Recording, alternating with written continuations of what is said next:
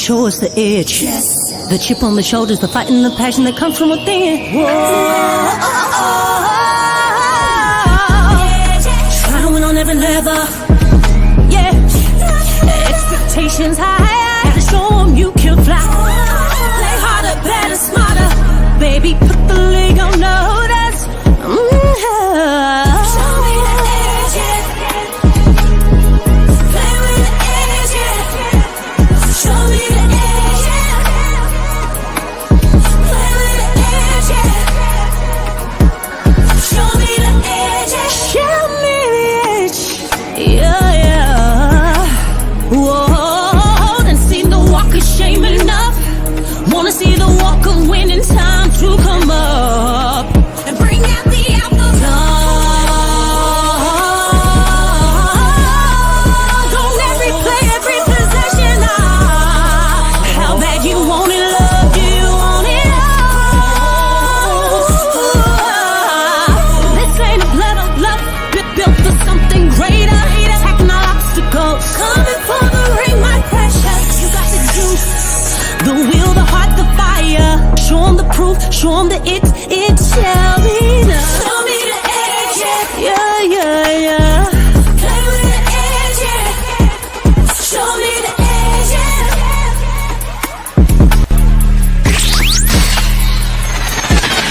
You're listening to the Pelicans Postgame Report on the PRO Media Network for all things Pelicans.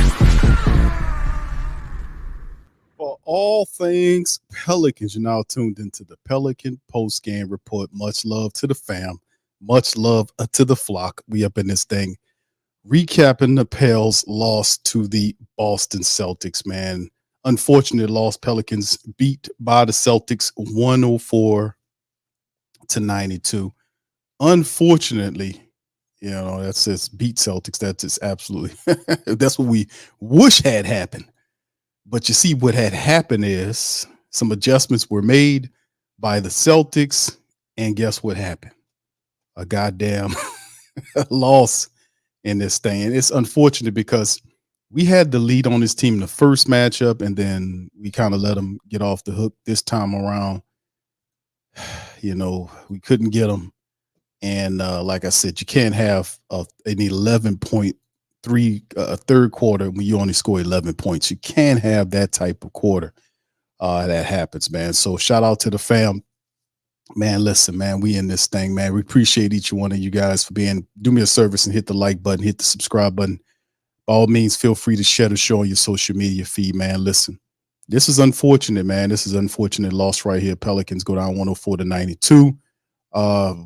It's a lot to talk about, but you know, where do you start with stuff like this? Where the hell do you start when you watch this kind of stuff happen? And sometimes we get a little too cute in our coaching decisions. And of course, like I said, I'm a Willie Green guy, so I'm not going to lambaste him. I think I'm gonna say that for Lex, for her to handle. that's more on her talking point. You know, she is very critical of some of his stuff, and rightfully so. You know, Willie has to do better with some of these things, but also the effort by the Pelicans is not as where we would thought or where it was supposed to be this afternoon. We had a primetime matchup. This is, of course, not a bullcrap team. This team is one of the more difficult teams that you're going to see in the entire NBA. They have the best record. They have 58 goddamn wins for a reason. 58-16, best record in the NBA. Let's go to Willie Green. 4 points. What was the difference offensively in the latter stages of the second quarter and into the third? We just lost a little bit of our way. Like you said, second quarter, third quarter, only 11 points. I'll have to go back and watch before I make a true assessment of what kind of happened. But we definitely lost a little bit of our juice during that time. And that's the difference when you're playing against a top-tier team. You have to, on both ends of the floor, you have to execute and score for sure. That play at the end of the first half, you know, it was like a 1 second difference, and then they got the white three. Is that one, like, you look back on as like, you know, maybe the game could have like shaken out in a different way if that had gone differently or anything like that? It could have, but those are definitely momentum shifters, and that wasn't a next play mentality for us. You know, they're picking us up full court, making sure we don't get the 2 for 1. And then we allowed them to just inbound the ball, and they hit a half-court 3. So, honestly, it wasn't even half-court. He got across half-court and just pulled up for 3 with no one on him. So plays like that, those are areas that we have to grow up. I know you guys' lineup after halftime has kind of shifted in the past few weeks. Just for tonight, what went into deciding, hey, we want to go with Larry in the third here? It's the same as has always been. It's more speed on the floor, and it gives us a different look. And continue center talk. You guys just didn't play any centers at all in the fourth quarter. What kind of went into that decision? Well, trying to play faster, spread them out, give Z more space to operate in. Small is a part of our unit that we want to continue to try to look at. And it's games like this when you're playing against, Boston. They pretty much playing all perimeter guys. So see if we can match up better with them. And in that second and third quarter, I think Z went like 1 of 7 from the field, something like that. What were they doing to kind of make things difficult for him? They're a good defensive team, and they continue to throw different looks at them as far as their players. They put Holiday on them, put Brown on them. Tillman guarded him for a little bit, but just trying to be physical with him, and he missed some easy ones, shots that he would normally make. And sometimes that's the difference in the game. We missed some easy ones; they made theirs. Just kind of going back to that starting unit, they were +8 tonight. They've been pretty good, even though BI's been missing. Mm-hmm. Is there sometimes consideration like, hey, maybe we should get them a little more run if they're playing well to start the game off? Yeah, it is. We did that in Milwaukee. We started the second half with JV, the starting unit. They were really good together, and we continue to try to have a feel for it, for sure. Willie, where do you need to look when, for instance, Trey's moved in since BI's been hurt in the starting lineup? Where can you get that bench scoring? I think tonight it kind of really hurt you guys. Those are the questions, and that's what we're searching for. But we trust in our group. We know our guys are more than capable. When you're playing against, I think Boston is top 2-3 rated defense in the NBA. They make it difficult on you. So everyone has to do a little bit more. We have to be willing to step up and take some of those shots. We have to continue to trust throughout the course of the game. That's the only way for us to achieve our goals. But give them credit. They're a good team. They're a good defense. I liked our effort and our competitiveness. We just fell short tonight.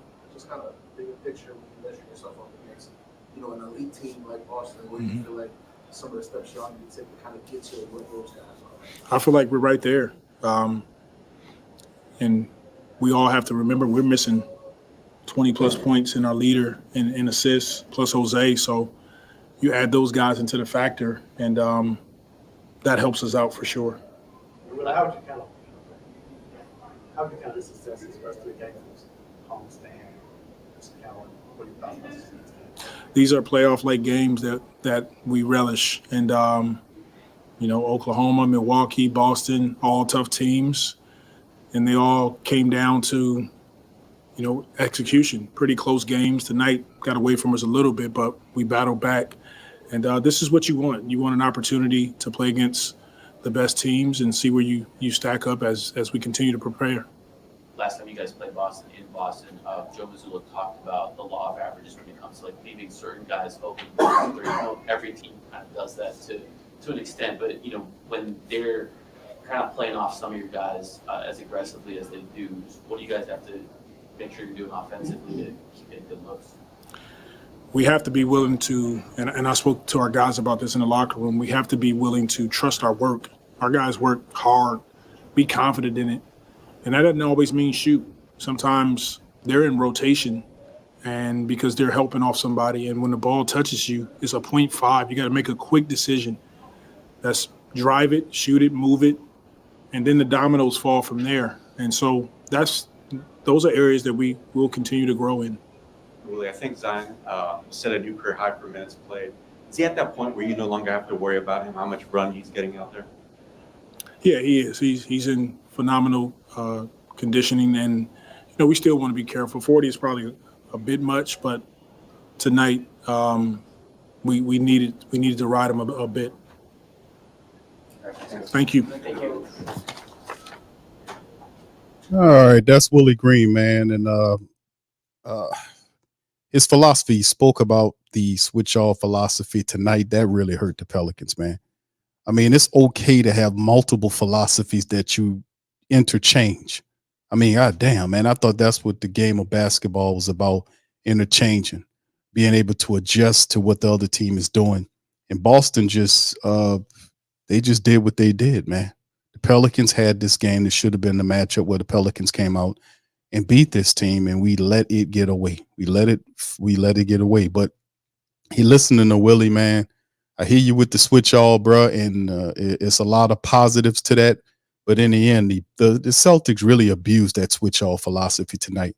They really did. The Pelicans unintelligently switched into to matchups that benefited Boston, and Boston was counting on that. And of course, they made the 3-pointers. They shot everything what they were supposed to do. They did what they were supposed to do. They handled business on the Pelicans court. It's okay to have multiple philosophies that we interchange, man. That's what I'm saying. Anyway, I'm Big Q. We in this episode of Pelican Postgame Report. Pelicans beat by the Celtics 105-92. Also have Lexxah. Shout out to her. She'll be chiming in momentarily. I know she's going to give Willie that work, because this is one of them games where you're supposed to give him that work. Listen, we're doing a lot of positive stuff, but in this matchup, when we face up against a team, it's like a measuring stick game of where you are in terms of your development. And even though I still feel like the Pelicans should have won this game, they only scored 11 points in the third quarter. That's unacceptable. But, we have to learn from it and move on, because Phoenix is coming up on Monday. We'll preview that. So anyway, with that being said, shout out to all you guys. Appreciate you being in the building as well. And we're in this thing, man. All right. So anyway, I don't know, man. We might open up the phone lines, man. I don't know, man. I don't know. Y'all let me know if it's a big enough swell group up in here that won't talk some stuff. Then we'll open up the phone lines tonight. So anyway, let's jump in. Before I'm gonna give Lex the runway momentarily. Lex, you all right? How you doing? I'm high.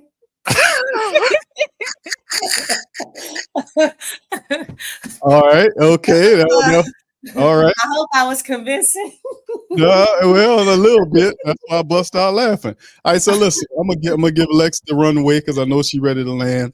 Let me run through these statistics right quick with the team, and if you guys want to open up the phone lines, man, let me know, man. And if there's enough people, thank you, son. If there's enough people in here that want to talk some stuff, man, we'll open up the phone lines. All I ask is that everybody talk once at a time, because everybody's kind of speak one person at a time so we can hear everybody. I don't really like to hear people jumble, because it's software, you get muddled and you can't hear anything. So anyway, let's hit these statistics right quick, fam, and then we'll kind of move on into it. Pelicans 34 of 86 for 39.5% shooting from the field. The Celtics 39 of 82 for 47.6 from the field tonight. They were 15 of 37% from downtown with just over 40%. Pelicans 13 of 35 for 37.1. Pelicans went to the foul line 18 times, were 11 of 18 for 61.1%. The Boston Celtics went 12 times, hit 11 of them for almost 92%. They had 51 rebounds against the Pelicans, 41 rebounds, 27-22 on the assists. Pels 9-7 with the advantage in the steals. Block game was Celtics, 7 blocks versus 3. The Pelicans did have single digit turnovers like we asked for in the matchup. 13 for the Celtics in the fast break points. Pelicans did win that 17-4. Lost the points in the paint battle 38-36. And ultimately, the largest lead the Pelicans had was 11 versus 22. Individually speaking, fam, in the matchup, let me get to the individuals here. And man, this is a tough team to play against, man. Zion Williamson, 25 points in 40 minutes, 9 of 17 from the field. He was 50% shooting from the foul line, 7 of 14 today. 9 rebounds for him in the matchup. CJ McCollum, 24 points in 37 minutes, 10 of 23 from the field. He was 4 of 11 from downtown, 5 assists, 2 rebounds. 18 for Herb in 40 minutes, 18 points, 5 boards for him with 3 assists and a couple of steals. 11 from Trey Murphy in 39 minutes. Trey shot 10 times, 3 of 10 from the field. He was 50% from downtown, 3 for 6, perfect from the charity stripe only 11 points. We need more from Trey. With BI out, we need Trey to crank it up. 11 points is just not good enough. And of course, Valanciunas, 15 minutes. He was 1 of 5 tonight. Only 2 points, 5 boards, 2 assists. Just not not a really good productive day in terms of scoring for Val. We know the time with that. 5 points apiece from Larry Nance and Najee Marshall. Larry got in there for 21 minutes, 5 points, 3 boards, 2 assists. Najee in 23 minutes, 5 points, 5 rebounds, and 2 of 4 shooting from the field. And we seen Matt Ryan get some action. No points from him in 7 minutes. Jayhawk, no points for him in 7 minutes. Not much shaking there. Dyson Daniels seen some time. 11 minutes from Dyson Daniels. 2 points, 3 rebounds, 2 assists, 2 steals by Dyson, and a lot of indecisiveness. A very low confidence from Dyson today in terms of him having opportunities to take shots, up on shots. Dyson Daniels just the Celtics looked at him and they smelled nothing but indecisiveness Dyson today. And then of course the rest of the Celtics, man, they did their thing. Tatum led the way, 23 points from him, followed by Porzingis, 19-15 from White. Brown had 17 in the matchup. Celtics get the dub over the Pels. And shout out to Jan, man. Keep up the good work. Q, Lexxah, love the show. Thank you, Jan. Appreciate you. And the Super Chat fam, appreciate that as well. This was Thank you. Far too kind. All right. Thank you, Jan. Lex, the runway is clear. Well, don't say for takeoff because this team definitely didn't do that, especially in the second half. Right. Good. Why they gotta do this before Easter, man? Look.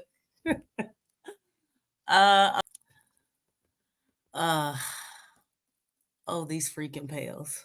Okay. All right, so there's a lot that I saw in this game. And there's a lot that I didn't see in this game. It was a tale of two halves. Definitely. They went from playing like they had a goal in mind, like playing like they were trying to win, to like, they were playing for nothing, or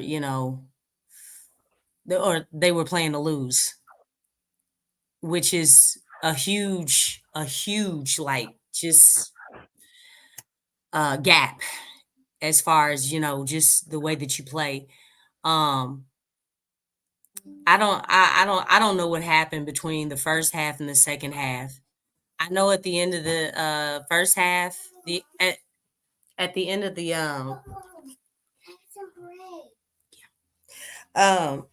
but at the end of the first half,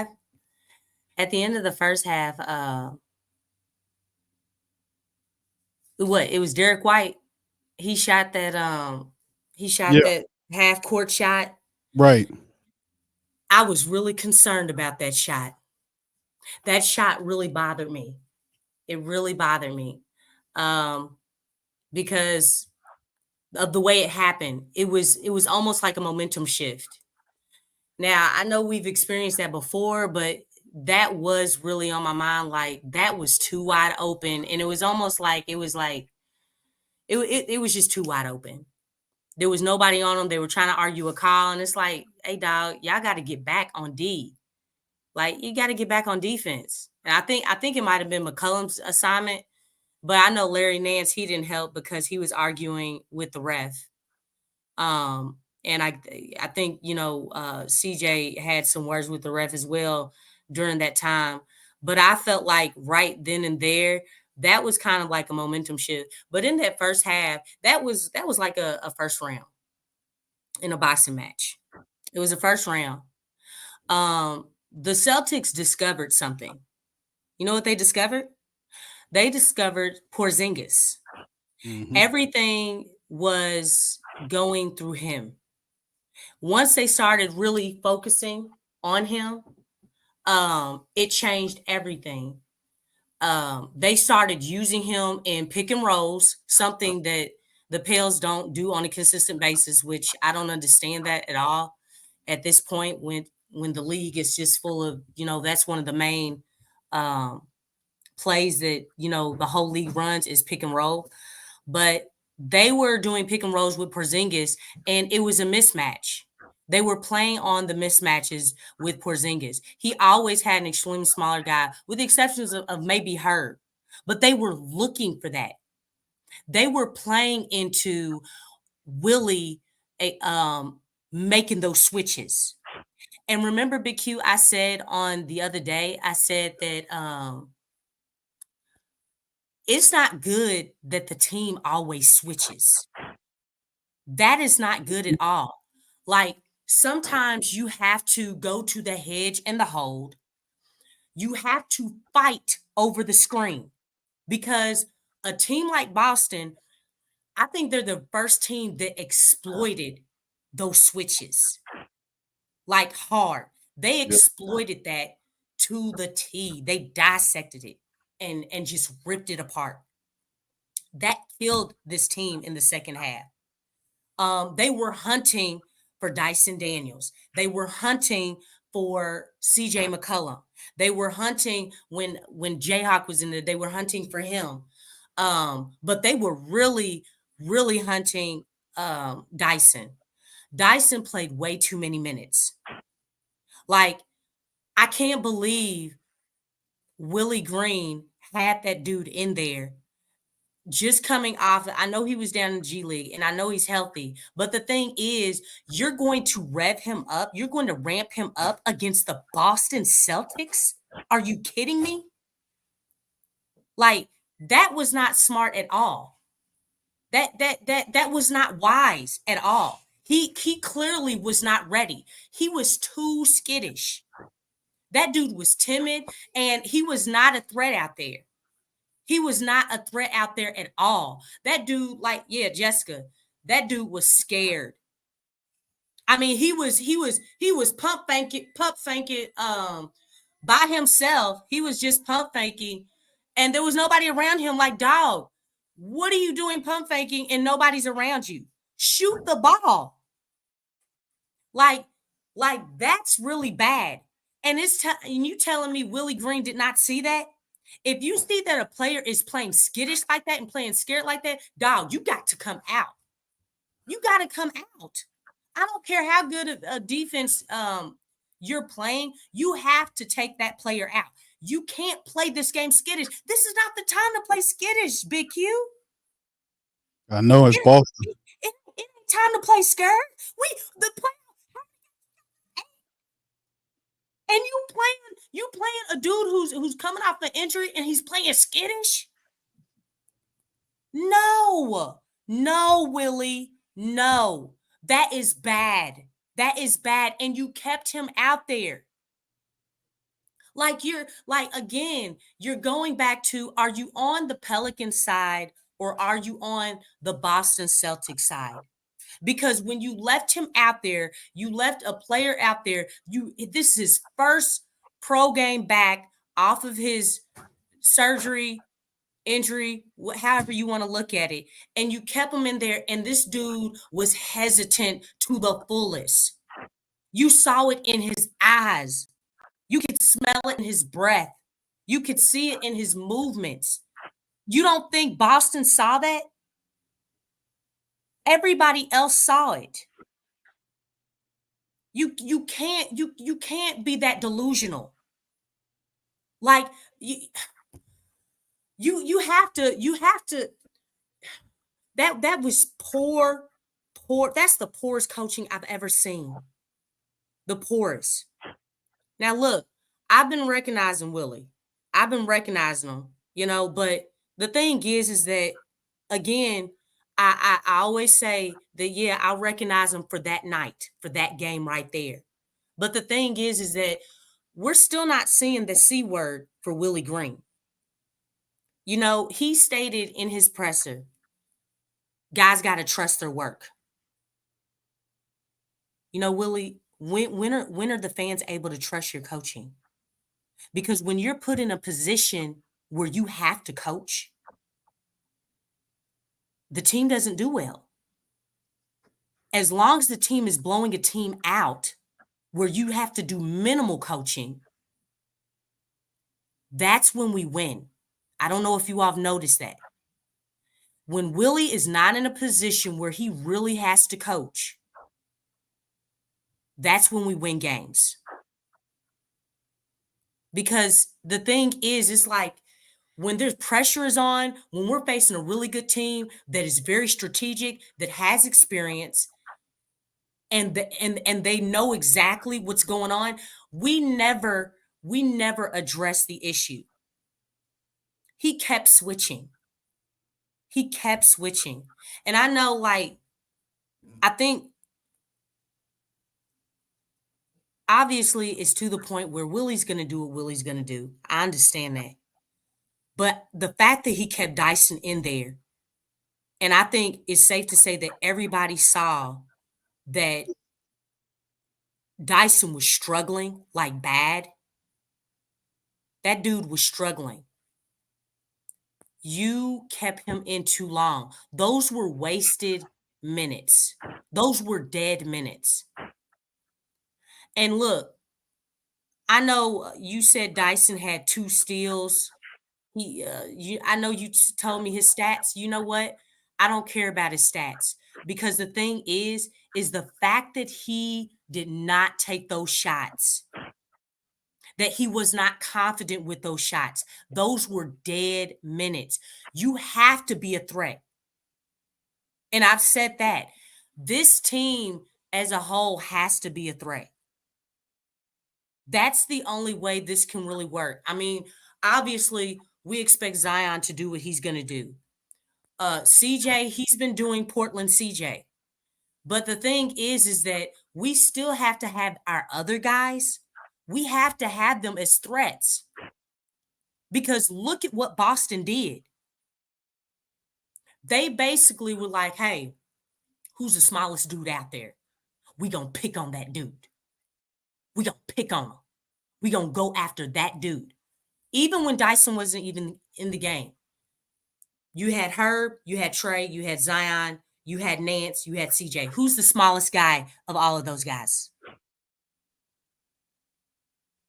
That's CJ. Yeah. CJ. That's what they were doing.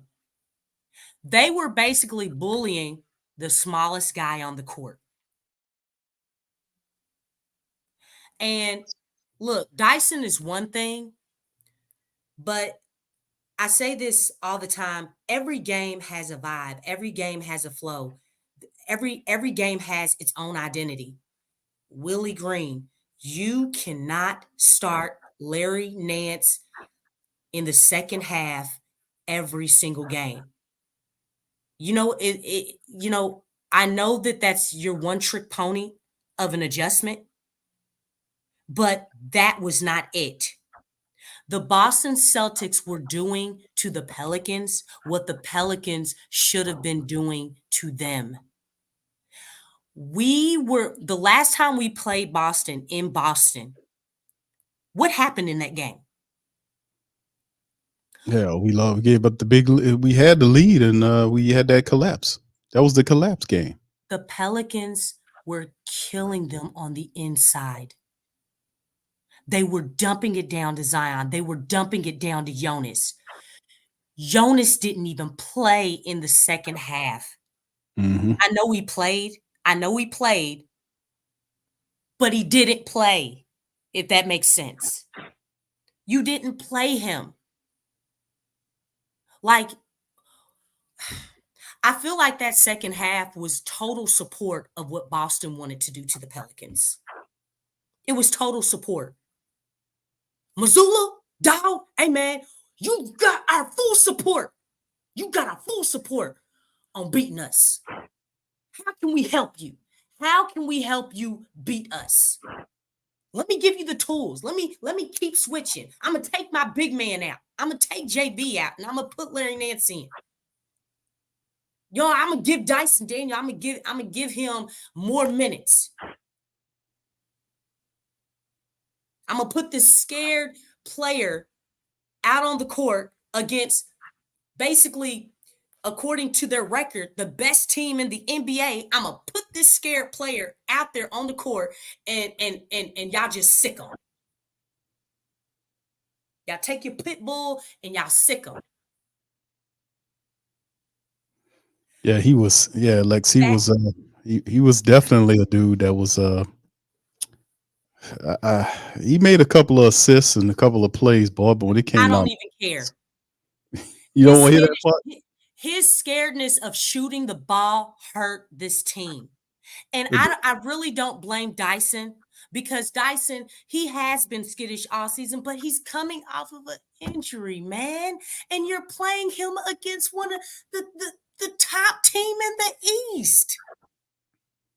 You're playing a guy, G League, man. I don't care about the G League. Don't tell me nothing. The G League is not the NBA. The G League is to get your reps. Man, when you're going against juggernauts when you get into the NBA. This is real basketball. This is the top-notch, highest level of basketball play ever. This is not the G League. I know we had 22 points in the G League, man. But it wasn't 22 points against the Boston freaking Celtics. It's night and day. Why would you do that to Dyson? Why would you do that to the team? Yeah. I mean, you can't do that. You just can't do that. Like I said, man, like that was the poorest decision by a coach could ever make. Yeah. I mean, and we talk about Jay Hall. He wouldn't do that with Jay Hall. You struggling on putting him in the game, and I know he wasn't doing well, but you know what? Jay Hall don't hesitate to shoot that ball. He don't hesitate. He's gonna try to make himself a threat. You know what, Lex? I realized that Dyson didn't have he was skittish. I mean, you borrow your term. Skittish shooting, offensively speaking. It wasn't Dyson's fault. That was Willie's fault for doing that to him, man, and doing it to the team. It was a situation where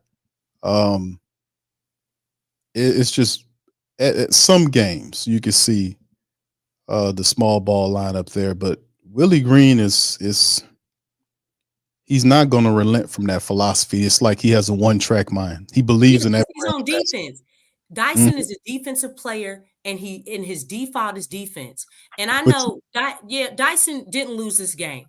I did say at the beginning that it was a combination, but because the energy was different, the energy was definitely different in that second half.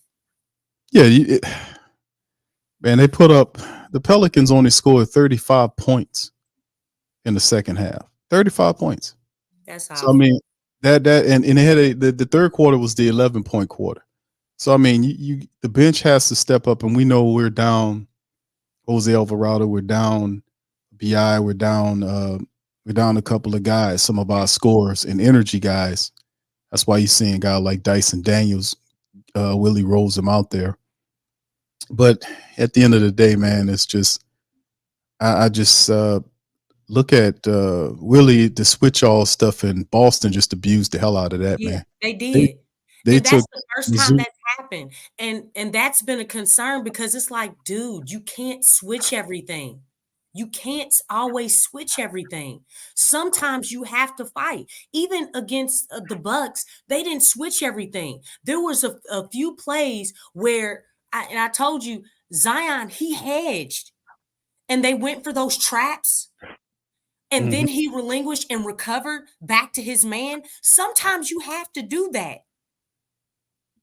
You know, and it just like you have to, sometimes it's best to fight over screens. Not every, like the thing is that there's mismatches that can be exploited with the Pelicans. Especially a team who understands what they're trying to do. And you know what? They never solved it, Big Q. They never solved it. The Pelicans never solved the fact that they were hitting Porzingis in the middle. They were putting him, Larry or Zion was on him, and they were putting him in a position where they would have to switch. Well, who is he switching? Because let me tell you something. If Larry and Zion are the biggest guys on the court, who do you think he's switching with? Someone smaller. Yeah. You can't let that happen. You have to understand that IQ, you have to recognize what they're doing. It's like, why are you all recognizing that so late? I mean, he's going to the same spot at the free throw line. They're picking on, a lot of times they were picking on that on that left side. Yeah, they were working the hell out of that play, man. And they And, weren't and, doing and much the thing the same is, they thing. didn't do anything different. No, they I mean, didn't. a Same couple thing. of times Herb, he had some good plays. He had a turnover forced, or there was a foul on him by Porzingis when he was really playing him a lot, that pressure defense. But how many times did that happen? Right. Hold on just a second, Lex. Here come Zion with his thoughts after. Conferences, they upped their intensity and we didn't match it. And when we started to match it, the game was kind of out of hand at that point. But it just shows what type of team they are. A great team. Yeah, I mean, what do you just think about like how the pieces fit 1 through 5 in their starting lineup? They arguably just the best. They can switch 1 through 5, especially when they have a starting unit out there. They can switch 1 through 5. They don't really have like a pigeon you can really pick on. And if they do, you have to watch film and see where it's at. But they're all like size and they can switch. And Willie talked about kind of answering that in the fourth quarter by just playing no center, kind of playing you at the 5 for most of the time. With those units, what are you kind of seeing out there, and how different it is when it's you and pretty much 4 perimeter players? It allows us to play faster. But it also allows us to kind of switch 1 through 5 and not really have someone to pick on. So, but a small ball unit, it works for us. But the third quarter, when they up their intensity, we should have matched it, but we didn't. And kind of getting a chance to measure yourself up against, the team with by far the best record in the league. Where do you kind of see some of the things that makes them who they are that y'all kind of want to get to at some point? Their consistency on a nightly basis. The things that they mess up with, they don't mess up twice. And you can see it in their record. They know when to pick up their intensity. They know when they're playing sloppy, and they make adjustments quick, and that's what makes them great. You got off to a fast start on the offensive end, and then, like you said, they kind of turned things up defensively. What were they doing to kind of make it tough for you on offensive? You could just see it where we were starting our offense from. We were starting our offense near half court versus starting it close to the 3-point line. So just them making that small adjustment by applying pressure higher up, it changes the offense for anybody you play against. So then, we're not really getting the shots we want. We're just kind of forcing up shots.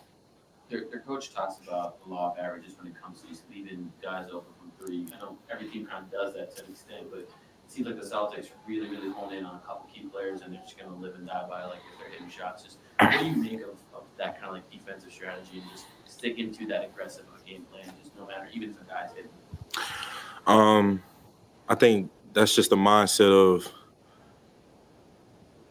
if they lose like that, they'll be able to sleep at night. But if they don't lose like that, then they look at film like, nah, that wasn't okay. So, if that works for them, their record shows it. But, I think that's the route they go. It works for them, so it yields results. I give them that respect. Zion, you mentioned not matching their intensity. Are you surprised by that, considering kind of like what's at stake? Yeah. Coach has talked to us about when we start the third quarter and starting it faster with more momentum, and we started slow and they didn't. But it's not even just about intensity, just making basketball reads. We became stagnant and they didn't. So you talk about where you're starting the offense from, but a couple of times in the game, Boston went big, where you saw Horford, Porzingis together, then Tillman was out there with one of the other bigs. Did that present any kind of more challenges to you personally, or to you guys running that offense? Did you feel that? I wouldn't say so. I would just more so say just that third quarter for us. It kind of was the game for us. We didn't come ready to play in the third quarter. Did the end of the second quarter at all kind of affect what happened in the third quarter? You guys were, I think, leading 55-51. You stepped up free throw line, and before you knew it, they're walking in with the lead in the halftime. I mean, that's basketball. It's a game of runs, and that's halftime. It was, 1-2 point game? So there's nothing to go into halftime worried about. It's when you start that third quarter, and we started slow, and they didn't, and they were able to get like a 10, 13-point lead. You guys have a great night. All right, Zion. There's Zion Williamson, fam. And of course, Zion's talking about the effort in the second half of the game. And like I said, the Pelicans only scored 35 points. That's right, 35 points in the entire second half of the game, including a miserable third quarter where they put up 11 points. And you mentioned, we talked about the Lex astutely mentioned White's 3-point shot. The first half was kind of a preview of speaking of how the second half was going to go. The Pelicans fell woefully behind, could not gather, but they did gather a loss, 45-29. And of course, if you take a look at the standings currently, and let me refresh my standings before we go to it, with the Pelicans losing today, we have to, of course, watch what the Clippers do. The Mavs do, but they are only just a half a game ahead of the Mavs, who've won 6 games in a row. So the Pelicans have to right the ship. We got the Suns coming up on Monday night. We, of course, have the Suns a couple of times over the next several games, and we have to put some wins together as we get clutched down the season to stay in the position that we are or improve. We got to keep on moving ahead. We can't count on other teams to fall apart when we're not handling the business. So Lex, once again, you feel free to kind of talk about what you heard from Zion and, of course, your analysis on the Celtics matchup before we get ready to preview the Suns game. Yeah, I think I got another one, the A word. We got the C word, but the A word is definitely going to be something serious as we get closer to the playoffs. At no time, since post All-Star, at no time have the Pelicans been safe. I told you, when we were straddling the fence between the play-in and being a shoe-in as far as in the playoffs, that was a huge concern. We needed to break away. And for the most part, we've been pretty solid in the 5 spot for these last few weeks. But the Western Conference, the playoffs have already started in the West. It already started because of how close the standings are. If you lose 1 or 2 games, in a row, everything can change. It can seriously change drastically. I say that because, there really is no room to have, a quarter or halves where you're not coming out with any type of energy. You're not coming out with anything.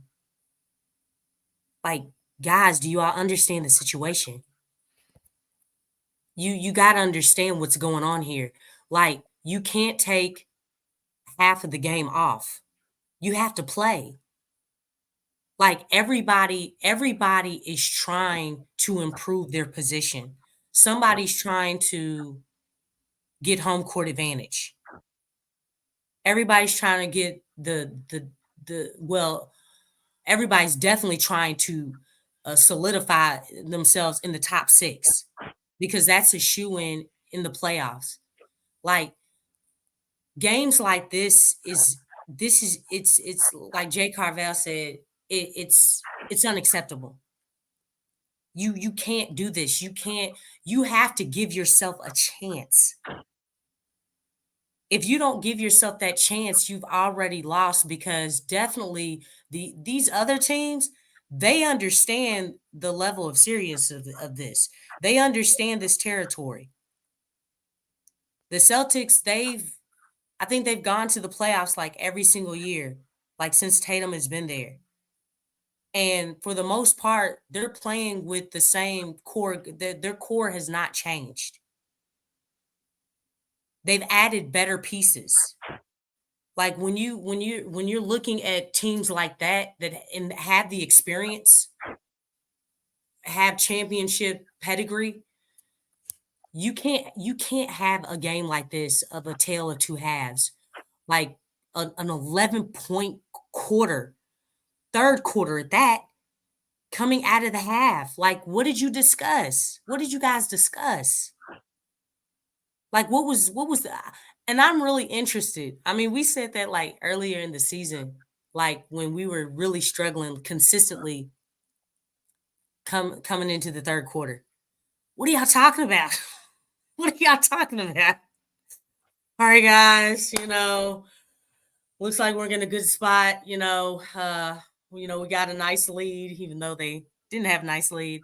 But we're gonna just relax, you stay where we are, let's be cool, and just, go through the motions. And I think we'll see where everything lands. Like I really feel like that was a conversation. I really do. Like that's just that's not good at all. But if the team is really trying to do something, man, like they can't do this. They can't do this. Like y'all knew that, the top seeds were coming in, right? You knew that, right? You knew that, OKC, the Bucks, the Celtics, next Phoenix. You know what I'm saying? Like y'all got to play. Like the Bucks, I really liked what I saw there, but it's like I didn't see any type of intensity from the Bucks game. Did you, Big Q?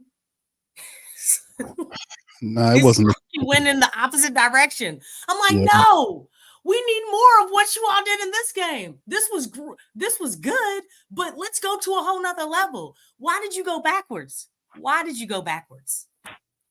Yeah, it's not a mainstay in the philosophy just yet. That's what I'm witnessing from the Pelicans. They're realizing their potential. It's just not a mainstay. It's not a yeah, they're not used to it. They're not used to Right. like, and that's why regular season is so important. That's why it was so important to practice those habits. Mhm. And I feel like, for most of the season, we really never really addressed fully like our bad habits. They weren't fully addressed. I don't think the Pels really mastered anything. Like obviously we know that pounding on the inside, the bread and butter, but even shooting from behind the arc. Take that for example. Mhm. That wasn't consistent this year. Yeah, we had a game where we broke records, and then the next game it's like, dang, we didn't hit no threes. You know what I'm saying? It's like we're not used to it. The Pels, and that's the thing. It's like, and it's not just from the 3-point shooting. It's the defense. We also talked about the energy. You know how they started games, the energy wasn't there, like they weren't ready, like to play or something. Coming out of the half into the third quarter, that was a problem. You know what I'm saying? Y'all recall all these things. This was for most of the season, and I think once it got to the halfway point, we started to get better at those things, but I don't think we mastered them. We're to the point where, okay, we done with that. We've gotten rid of that habit. The ball movement, the player movement, that wasn't always there. So it's almost like, even though we are playing better, all this stuff is still new territory for the Pelicans. It's still new territory. And then the coaching, well, we all know the coaching hasn't been consistent. It still is not consistent. Every now and then Willie will have a game where it's like, great. But if it's not called upon him to really coach when the game is close, because we haven't won any close games. With the exceptions, I'll say the Bucks probably, beat them by 7. But if you talking about close, like determining like by 3 points or less or 5 points or less, it's a landslide. It's night and day. It's oil and water. We haven't won those type games. Maybe with the Spurs, but are we really trying to include that? You know what I'm saying? We just gotta get back on track. Usually the Pels respond well after a loss. That's right. I know I really would love for them to respond like just as good or better off of wins. That would be nice. But again, that's something that we haven't mastered just yet. So, we are where we are. It's not like we can really do anything. Because what we got is what we got. But yeah, that energy, the lopsided, the tale of two halves of energy is not acceptable. There's no time. There's 8 games left, guys. There's 8 games left. You're not safe yet. You're not locked into that 5th spot. You're not locked into the 4th spot. You were kicked out of the 4th spot in less than 24 hours. It's like, and guys and the teams behind you are actually playing pretty well. Yep. The Mavericks handling business. Yeah, they are. And I know, like, just a week ago or 2 weeks ago, probably a week ago, people were making fun of them, because I was thinking, hey, they're actually doing well. They got some good pieces. But, you looked at their games, they were losing games, but it looks like they're starting to find and redefine their identity. And they found something. And really, I think what they found was, Kyrie's been the difference maker for them. He's been a huge difference maker. So, what are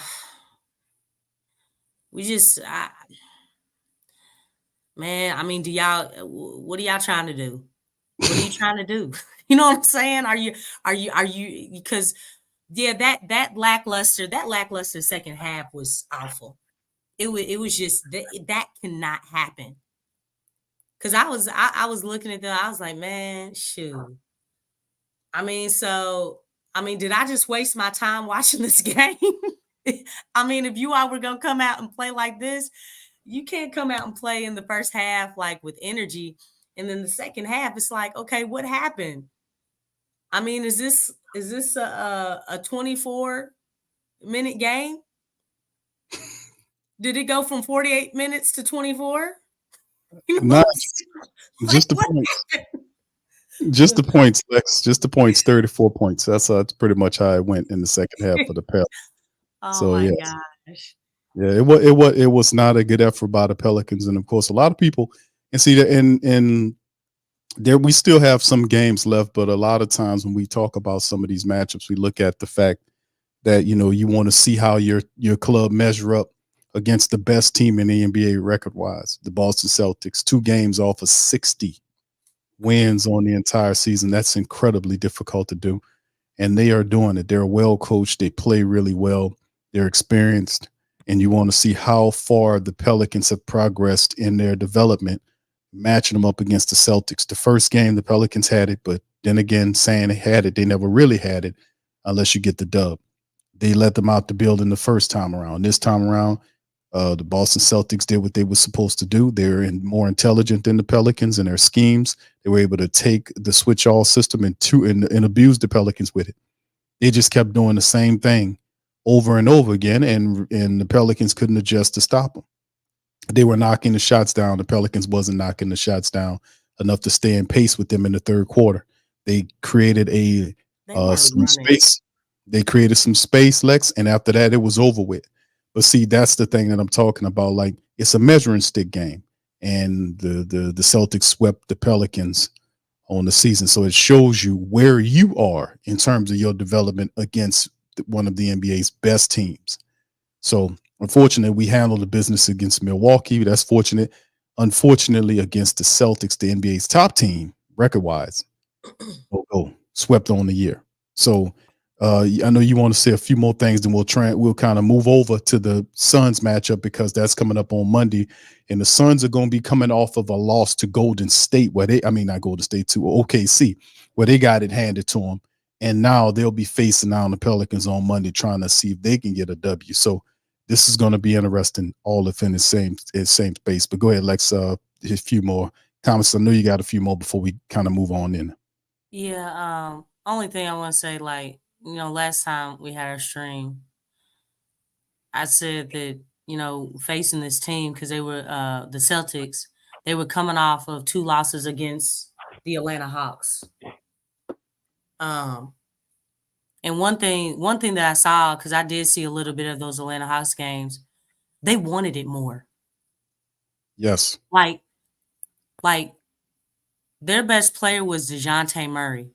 Mm-hmm. Trae Young is out. I think another one of their big men were out. Like, they were undermanned, and they beat a full, operative, intelligent Celtics team. Yep. Just imagine, and they outworked them. They wanted it more. They had more energy. They fought more. Like, you can't lay down, man. I mean, just think if this Pels team would have fought like they did against the Bucks for the whole game. Like, we were up 11 in the first half. I mean, like, the Pels didn't want it enough. They didn't want it enough. And I look at Atlanta, like, they're undermanned. I feel like they're more undermanned than the Pelicans are. And they were still able to beat them, all because they wanted it more. They worked harder. And that's what this thing is about. Like, you're not going to win a lot of games when you're not working hard, when you're not fighting, like every quarter, every minute, every second, every half. I mean, that's what you got to bring. But one thing that I said in the last stream is that, because they did get 2 losses against the Atlanta Hawks, the Pels need to come out smelling blood. That's what I said. Well, there was smelling of blood, but it wasn't the Pelicans. Well, it was smelling the blood. You're right. It's the Boston. I wasn't trying to be comical, Big Q, but dang, I'm done. I just wanted to point that out. That was I was mad. Like, why do I feel like it backfired? It did. Choose violence went the wrong way. So I mean, yeah, this was like I said, man, this is one of those games where I was like hoping to see it. Like, it's a measuring stick game. I felt like the Pelicans. I wanted to see how good they had progressed against the Celtics, and it showed. We saw it against the Bucks. I'm like, yes, keep it going. I know it's going, guys. But it's levels to it, Lex. You can see I it's don't want to hear that, Big Q. Yes, It's levels between what we seen in Milwaukee and what we seen with Boston. Because Boston say, okay, let's switch this up and let's kind of rev up these gears and see if they can go up there with us and see what they can do. And we couldn't follow them up there. We couldn't take it to that next step. We couldn't do what we got to do. You start seeing weak-hearted, I ain't gonna call them that, but you started seeing people and indecisions creep in. You start seeing bad shots taken. You start to see people taking shots with no confidence, whether it was Paul Dice or Larry Nance. Dyson. A lot of people pinpointed it out because it was very obvious what was going on.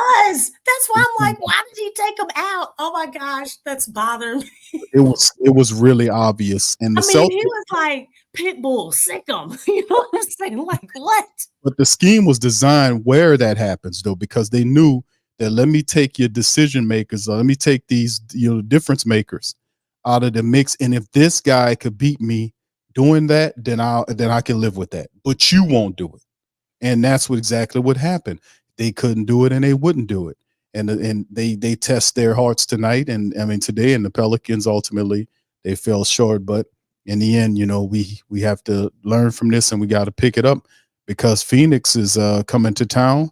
And we have Phoenix twice, not up in the next several games that's going down. But like I said, they lost to Phoenix. They got handled by by OKC. And now Phoenix is a team that we're going to have to deal with on Monday. So the Pelicans have a day or so they can sit there and lick their wounds. But now, man, we got to handle the business against the Suns. We have to stay within this race. A half a game ahead of a hot Dallas Mavericks club. If they want to keep where they are, they got to keep on winning these games. They got to dial in. They got to dig deep, and guys have to step the hell up. I know Phoenix has not been very consistent, but that's the thing. It's like all these teams. I'm saying the Mavs. You said we were half game ahead of them. And look, all these teams are looking at these standings. They're looking at these standings. So, right. I mean, any team that's behind us, they're smelling blood, especially when it's like right there. It's like, I mean, we're doing the same thing, but we didn't do it tonight. Mm-hmm. Yeah, and that's a part of the game. Now we have to shift to Phoenix, and let's take a look at some of these stats, fam. Let me put some of these up close in your face. Look at some of this stuff here about Phoenix, man. Like I said, they haven't been the most consistent team in the world. Phoenix is 6-4 of the last 10 games, and so are the Pelicans. The Pelicans are 6-4 of the last 10 games as well. They, like I said, they just got manhandled, blew out by Phoenix. I keep saying Phoenix, but OKC. You look at the statistics right here with them, the top 10 in points per game. You look at them top 4 in field goal percentage, top 10 in the opposing field goal percentage. You see them top 5 in 3-point percentage, top 5 in free throw attempts, top 7 in the league in free throw percentage and free throw attempts, top 8 in rebounds. So they top 5 in blocks per game. So they have a lot of positive things. So do our Pelicans. So when you're facing down a team like Phoenix, who's showing you guys like Kevin Durant, Devin Booker, who lights the Pelicans up, Bradley Beal's there, and Grayson Allen's the shooter. And of course, you got other guys coming off the bench. This is not going to be an easy matchup for the Pelicans, no matter how you slice it. It's in our building. We got to dig in and get this one. Ain't no doubt about it, man. We can't count on people to keep losing, to keep our standings. We have to handle business. So let's lead into this one, Lex.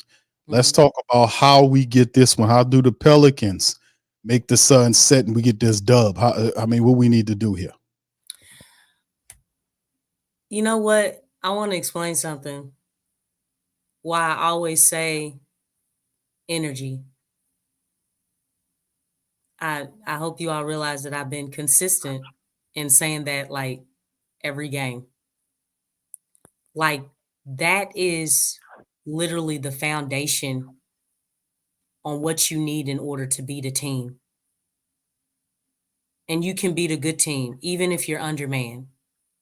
Like we have to come out for 48 minutes with a high level of energy And again, I say we either match it or exceed it. And in this case, I want the Pelicans to exceed. You have to want it more than the other team. Like, it's like, a homeless man who's hungry, who's starving, who hasn't had a good meal in weeks. Like, it has to be like that. I mean, aside from all the bad habits, all of the small details, not playing a perfect game, shots not falling, things of that nature. Hey, man, let me tell you something. Working hard and playing with a lot of energy, that makes a huge difference. Wanting it more than the other team makes a huge difference. It really does. But they got to have that for 48 minutes. Like you really do. If you have more energy than them, that means you're getting after it. You're getting 50-50 balls. You're getting out in transition. You're getting easy shots. We have to make the game easier for ourselves. One thing with Phoenix, because I have watched a lot of their games because they have been up and down. The games that they've lost, the other team is working harder than them. Yeah, y'all got better shooters. Y'all got snipers. But we going to work harder than you. We going to run harder than you. We going to defend harder than you. We going to get up and down this court harder than you. That's what you have to do to teams that have more skill or who have snipers, who have guys in like 3 guys on their team can put that ball up in the hole without question. Like they're the top players, the top 10 in the league. These guys can be beat. Boston can be beat. We saw it when they played Atlanta. You got to work harder than these other teams. You have to want it more. You have to have more will. You have to play with more heart. You have to use those things that stats don't measure. That's energy, heart, will. Those things do work. You can win with those things. I don't care what type of horrible shooting night you're having. You can actually win. I mean, obviously, y'all professionals, y'all are going to get, something's going to drop. Something is going to drop. But when you take those 3 things, you can beat a really good team. Especially because it's not like we don't have talent on this team. We got talent too. But you put that talent and you're working harder than the other team, it makes a huge difference. So you got to exceed with the energy, man. You got to exceed and don't stop. Don't stop at Phoenix. Keep the energy up. Make it grow. Man, water that thing like you would water a rose or something. You want the flower to grow. Like, they got to have that energy, man. That's the biggest thing. And it has to be consistent for 48 minutes. No ifs, ands, or buts about it, regardless of the cause. I thought, I didn't have no problems. I kind of feel like that Bucks game was very much needed. Like Zion was getting to the line, So, I mean, it's like, I feel like that might have been a turning point, sort of, as far as like evening out the playing field because, of that game between, Giannis and Zion, as far as, just getting calls. But aside from the calls, we got to work harder than the other team. Like from here on out, we got 8 games left. Come on, guys. Come on. Because the thing is, it's not going to get easier. It's going to get harder. It's going to get more challenging. Can't go through the motions. You can't sacrifice going through the motions at all. So, just got to play with more energy. Got to want it more. Yeah, it's time, man. It's time, and this has been something we've been kind of consistently preaching on for the entire season. We've seen the great growth the Pelicans have made as a team, as well as with Willie Green. His coaching has improved, and the effort of the team has improved. I don't know. I ain't going to sit here and say how much has it improved, but I've seen improvement in Willie. I've seen improvement in the Pelicans, despite the fact that the Pels are missing BI. They're missing one of their top energy players in Jose Alvarado, both of which, according to the injury reports, are saying Jose should be back for April the 1st, and they saying BI for the 5th. So we'll see if they can stick to those time frames. But we've seen improvement from the Pelicans right now. We just need to see them really dial in over these next several games because, like I said, teams are on them. Y'all looking at the Western Conference standings right now. The Mavericks have been kicking tail. They're 9-1 over the last 10 winners of 6 in a row currently. We've seen teams really firing it up. I was looking at something the Rockets were doing. The Rockets have won 11 games in a row. They've been on fire. They've been working hard. They wanted more. On fire, Lex. They've won 11 in a row. They busting their butt. They trying to get it. Yeah. It's just a testament to work ethic. So the Pelicans have to dial in, man. They have to really dig in, dial in, and make a really strong push toward the back end of the season to stay within that top 6 teams and try to see if they can climb up a little bit. They got 3 teams, family, in the West that are over 50 wins. Timberwolves, Thunder, and Nuggets, excuse me. All of those guys have 51 wins right now. And and they're battling for the top spot in the West. That's how difficult this is.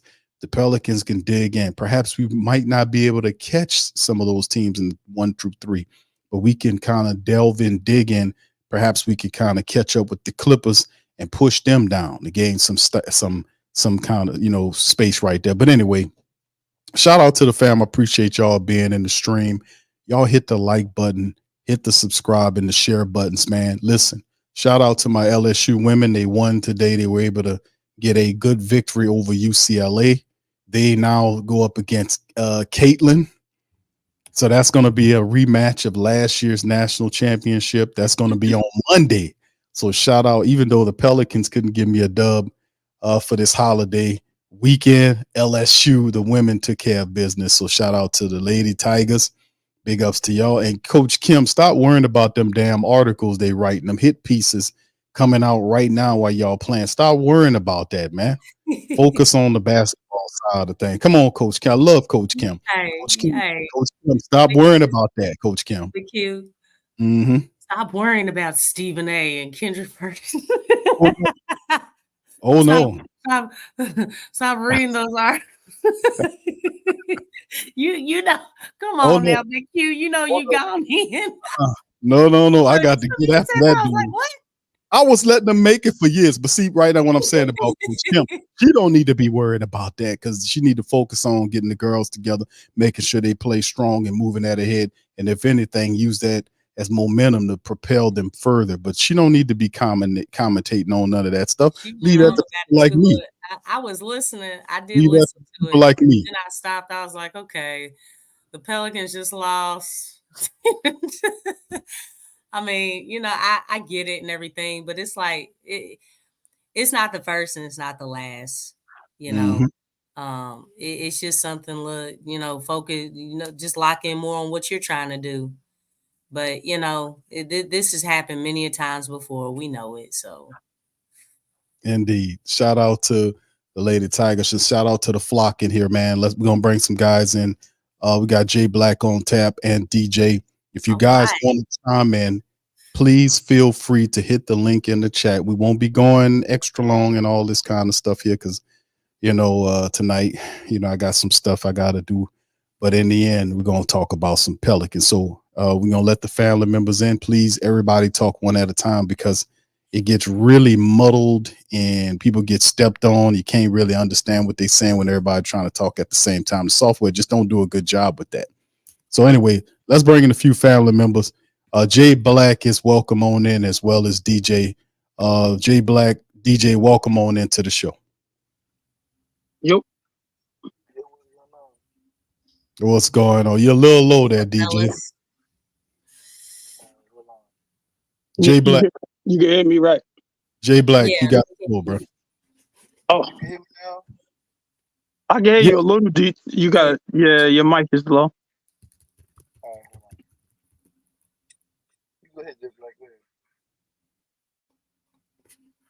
You want me to go? Are you waiting for DJ? No, go ahead, Jay Black. Go ahead.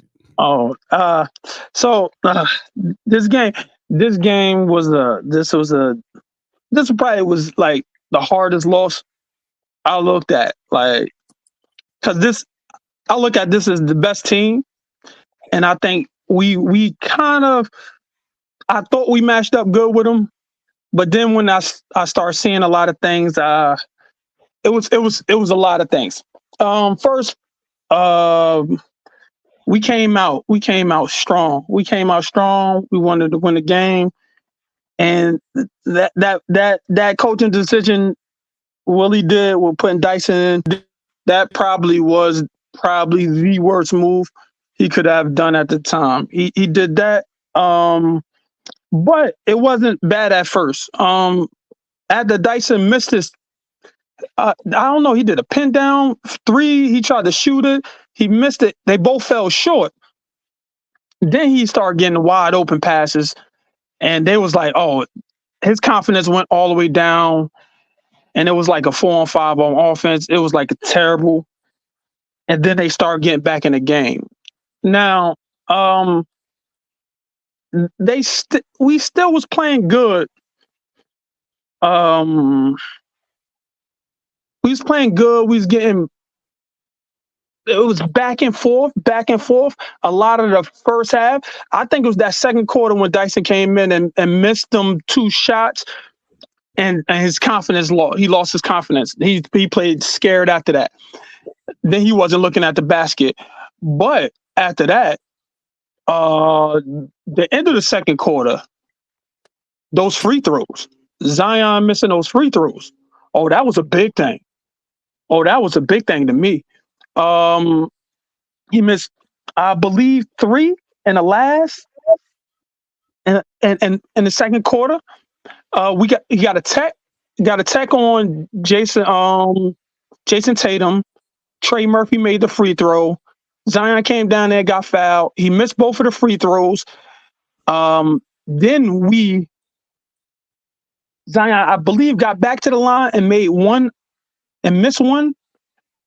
And then that's when they came down and hit a 3. We just couldn't stop them. We couldn't stop them at all at that point. And I seen, like, but it was all because of that Dyson. I really believe it was the Dyson. They lost all their confidence in there. Like, the team lost their confidence for like a half, but not a half. For matter of fact, like a quarter and a half. But the free throws was another thing. Then when we didn't match up in that last 3, then the third quarter, it was the starting Larry Nance was a bad move. And we got outscored right there. And I believe that was the game right there. But they did figure something out. They figured some things out in the fourth, but it ain't gonna be sustainable. And let me go to that Atlanta point where Atlanta beat them. Atlanta had a point guard score 44, 7 and 7.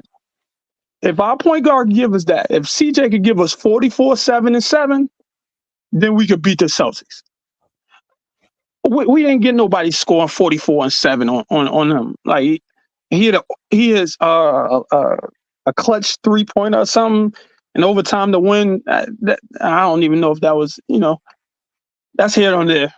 But I think the Celtics, you could beat them at the point of attack, at the point guard position, and that's not our strong suit. We need to attack them there. I don't know. That switch everything defense. I don't have a problem with it. But this game, they did expose it. But this is the only team that could do that because they got 5 legitimate scorers. You can't help off of anybody when they come off the bench. You can't help off anybody. You can't. So you're going to get a mismatch somewhere. You can't play Jason Tatum straight up. You can't play Jaylen Brown straight up. You can't play most of these guys straight. Those 2 guys straight up. And then when they were doing the pick and roll, and if you have to know what you're doing in the pick and roll, you can't be guessing. And sometimes we wasn't rotating right. It was just a lot of things that we was a second too late. And this is not the team to be a second too late. There's a lot more things, but I say we miss BI majorly because we needed another scoring option. Zion couldn't do it all.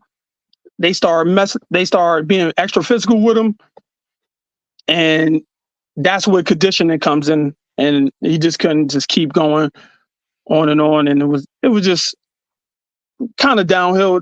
When they put him to center, he did do better. When they took all the centers off, they took JV off, they took Larry Nance off. We kind of got back in the game, but it didn't matter. If we go small, they still gonna post up with Porzingis. If we go big, they use their speed. I don't know where the coaching part y'all was saying that he messed up on as much. I don't know what he could have did. Honestly, I would have said this is more on the GM. Like, if you want to be the championship team, you got to have 5 legitimate offense and defensive guys, and we don't got that. What this showed me is that I was going to say before I came on here that we was a championship team. I don't think we could beat the Celtics if we got CJ. Because you're going to attack CJ. They was attacking CJ, and they're going to attack him. And in a playoff series, they attack him. In regular season, you've seen they was going to attack him. Then you can't play Dyson. What you going to play? Jose Alvarado? What you going to play? So that's a major thing. If CJ don't step up defensively against a team like this, then we have no chance against them. My thing is, it like I said from game 1, and I'm gonna break this, and I'm gonna break it down to 4 points. 1, Zion got to shoot the ball. I don't care if it's a mid range. I don't think you could shoot a layup, but fuck, shoot that shit too. But I mean, at some point, Zion has to shoot. So that way they cannot play zone, because now we have a 6'6" phenom shooting the ball. So how are we gonna stop Zion then? And I'm not putting everything on Zion. I'm just gonna throw that out there now. I'm not putting everything on Zion, because the game, at least the first half that I saw, should have been them the whole game. My thing is, we have, and I'm not saying nothing wrong with the small ball 5. I agree with Lex.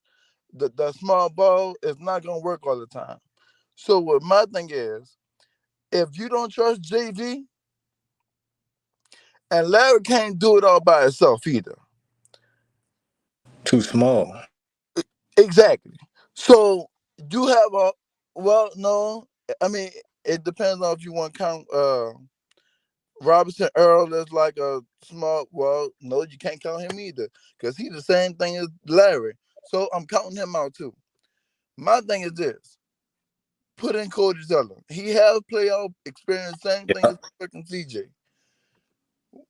Play Cody Zeller. Lack of offense. I understand that too, but I mean, the last couple of games, besides the Milwaukee game, we got killed off of rebounds. Yeah, I understand. I mean, Cody Zeller, he not.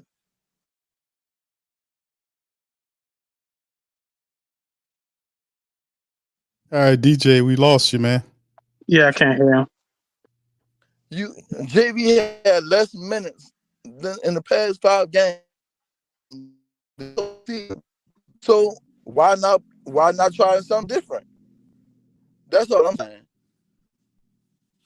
Then Zion, I mean, I hope he okay, cause what third quarter he tweaked something.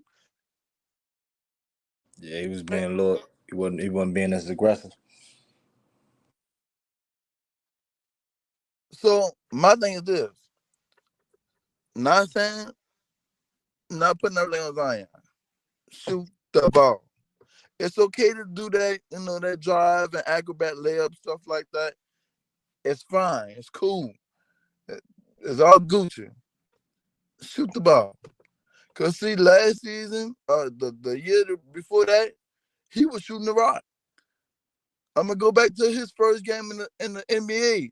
Man shot four threes. Matter of fact, we were supposed to win that game, and Alvin Gentry has took his ass out. If you've been a Pelican fan since Zion stepped foot on the court, you know what game I'm talking about. And ever since that, he been shooting 1 or 2 threes. When we played Golden State that game, and he did something and stepped back and shot the 3. Like, in order for this stuff to work, Zion has to shoot either a mid-range or a jumper. He do this shit in practice. So what's the fucking purpose? Fact. Excuse my language. I'm just getting mad because I mean, Zion, he do this stuff in practice. I'm not putting everything on him because there's other players out there too. My thing is this though: Zion has to shoot. In order for this stuff to work, he has to shoot either a mid-range or trust his fucking practice shit and go shoot the corner 3. Because Herb is like, what, he's shooting 40-some% from downtown? Mm-hmm. Like, what's the purpose? Dice, yeah, he had an off game. Understatement of the year. He had way worse than the off game right here. This is a bad game right here. Like, I totally miss Lonzo. Like I said, because when Lonzo was here, I know he on Chicago right now. I told him miss Lonzo because when Lonzo was feeling it, he was on it. Dice, I don't know what to tell about him. I don't. That's just a whole nother video or another talk somewhere else. Then again, we didn't have BI. That's another 15, 20 points off the board. Jose, that's another 22. Okay, 22. Okay. We didn't have Jose. That's another maybe 7 to 10 points off the board as well. And like I said, it starts at the head because if you drafted Carlo Makovich, y'all know I'm good off these role players / bench, whatever. But you drafted Carlo Makovich at the 52 overall pick. You send him off, to go get his reps and do whatever, and you go sign Cody Zeller, and you still don't use the man. So what was the purpose of you signing Cody Zeller? And it's just the Pelican organization, front office, whatever you want to call it. We just all over the place. But my last thing is, this has been the most winning season we have all been through as a Pelican fan. Besides Chris Paul, we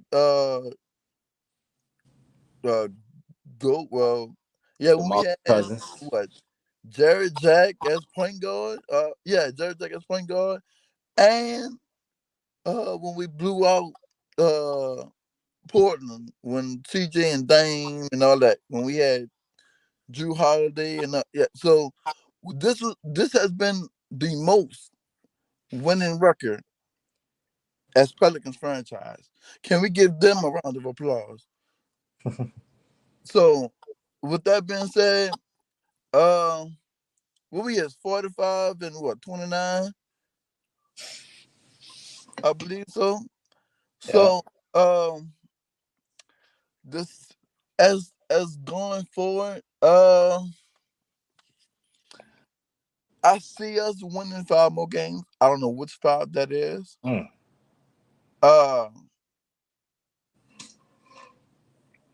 it's tough, but I see us winning 5 more games. So How y'all, many more games we got? we got 8. So we gonna Okay, I that's tough. know. Well, it depends on if Bi comes back. However, well, because no, I mean we can't stop KD. I mean we can contain them. Shit, nigga, we can't stop Book first. True that too, but I mean we do got Herb over here, so not Herb, and hey, what we had Herb the last couple times. Book still did his thing. True that too, but I think Herb is on another level right now. Yeah. And like everybody's saying, if Herb don't get first team on defense, we riding. Something going on. We doing something. But other than that, bro, I have no complaints. I mean, Boston was just like the better team. We should have won this game. Yeah.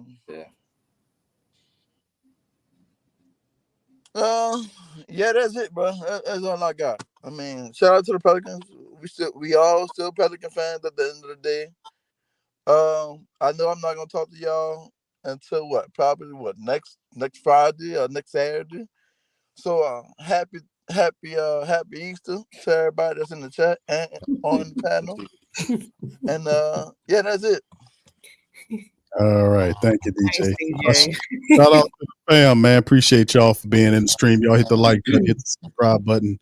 Show the panel some love, man. If y'all want to jump in the chat, in the link is pinned to the chat or in the chat. I'm going to have to see if it's pinned. But it's in the chat, fam. If y'all want to get in, we won't be going super long tonight, man. The family's airing out, throwing some good commentary out there. Ant-Man, bro, you up next, sir. Yeah, man. Hey, what's his name again? Willie Green. No. Hell nah. I know the people that get on my nerves, name. Who was just speaking? What's his name? I forgot. DJ. Oh, DJ, yeah. Like, DJ. Like, he had some great points. I know, man. I'm one of the biggest Zion supporters and everything. But yeah, man, just watching last game against the Bucks and watching this game, I've been knew that he does the same thing over and over and over and over again. But then just watching that last game and this game, I'm like, yeah, bro, we gotta add something, brother. It's time to add something, brother. We're gonna either get hurt, or we just gonna keep making it a little bit more easier for the. I mean, it's never easy to guard Zion, but it simplifies their job a little bit when they know what's going on. You dig what I'm saying? Instead of kind of, thinking a little bit more, they kind of know a little bit, So back to what DJ said, like, what I'm saying, Zion is adding that shot, man. Shooting 3, mid-range, something. You dig what I'm saying? I don't think that's going to happen this year because Zion is going to go with what he knows. That type of stuff happens in the offseason. You dig what I'm saying? When you get a chance to look back at what your game, what your true game has, how far it's gotten you, take a look at that, and then you work from there. So I feel like he will that'll happen this all season. He'll look at it and see how far it's gotten us or how short it's gotten us, and make that change because we definitely need to make the defense change it up a little bit and stop them from doing the same thing. Because I mean, man, you look at the best guys out there, Jokic, and I mean even Giannis. You know what I'm saying, shooting the ball more and more. Like he got to do it. He got to do it, man. You know what I'm saying? It's going to help. It's going to help his game a lot more. It's going to help us a lot more and the players around him a lot more, and going to make his game a little more easier to he maybe get more one-on-one matchups and things like that. Like, so he just has to shoot the ball more. So yeah, DJ, you're not too hard on him. You was definitely on to something because you know what I'm saying. Like I said, I'm one of the biggest Zion supporters, but I'm gonna critique everybody, and he needs to do that. I hope he good too, as well. Hope he healthy and everything, because I feel like once he got nicked up a little bit, he was a little hesitant. So I feel like he was a little bit on his conscious of something. That's why he was missing a lot of free throws, I believe. For like, you know, and he was missing a lot of around the baskets that he normally finesses in. You dig what I'm saying? He's a finesse. He got a finesse layup package. He always finessed them joints in, and it wasn't happening. So I feel like, I don't know. I hope he's good as far as the health wise, and yeah, man. I mean, Willie Green, dog. I mean, I ain't got too much to say about him. Shit, we know who he is. You know what I'm saying? He's a bum. So no, but nah, no, man. Like, man, Willie, man, oh man, you know that's our coach right now.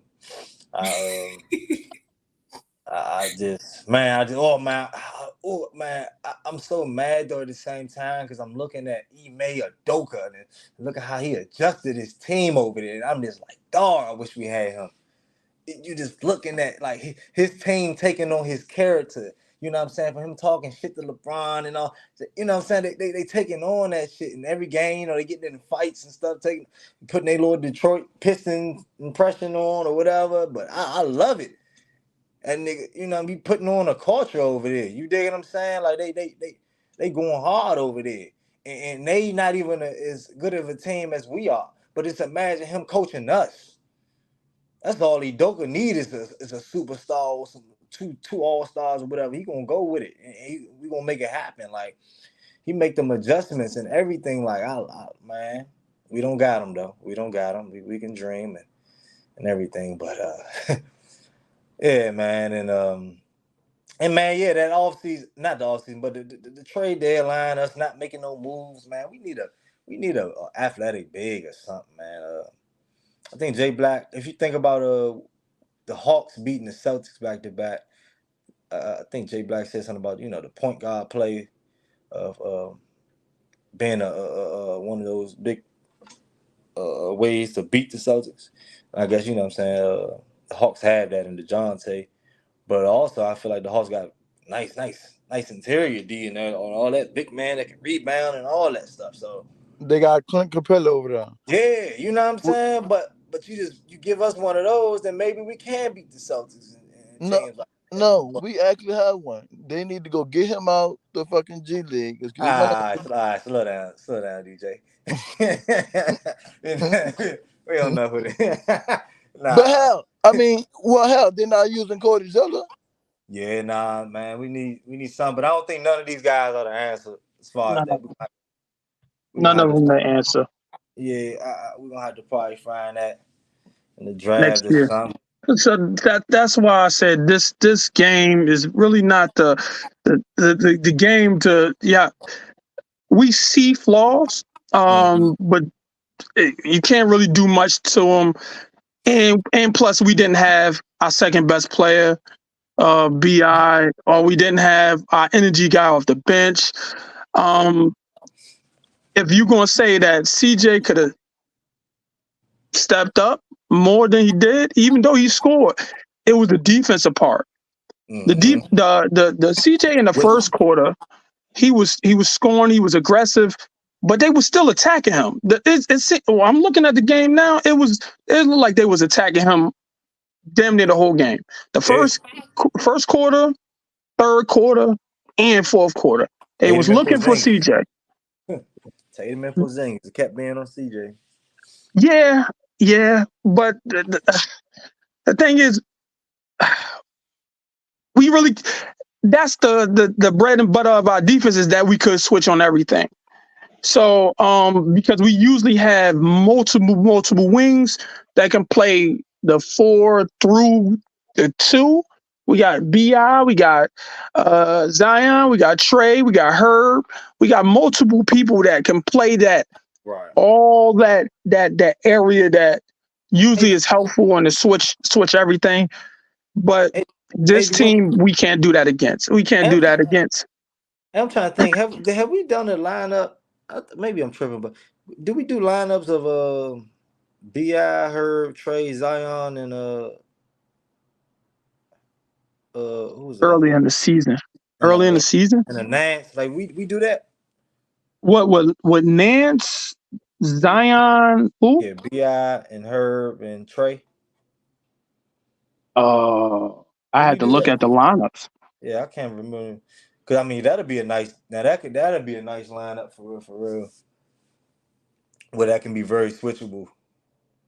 But if we had that against this team today, we probably had a different result. But I still think we gonna fall short against them.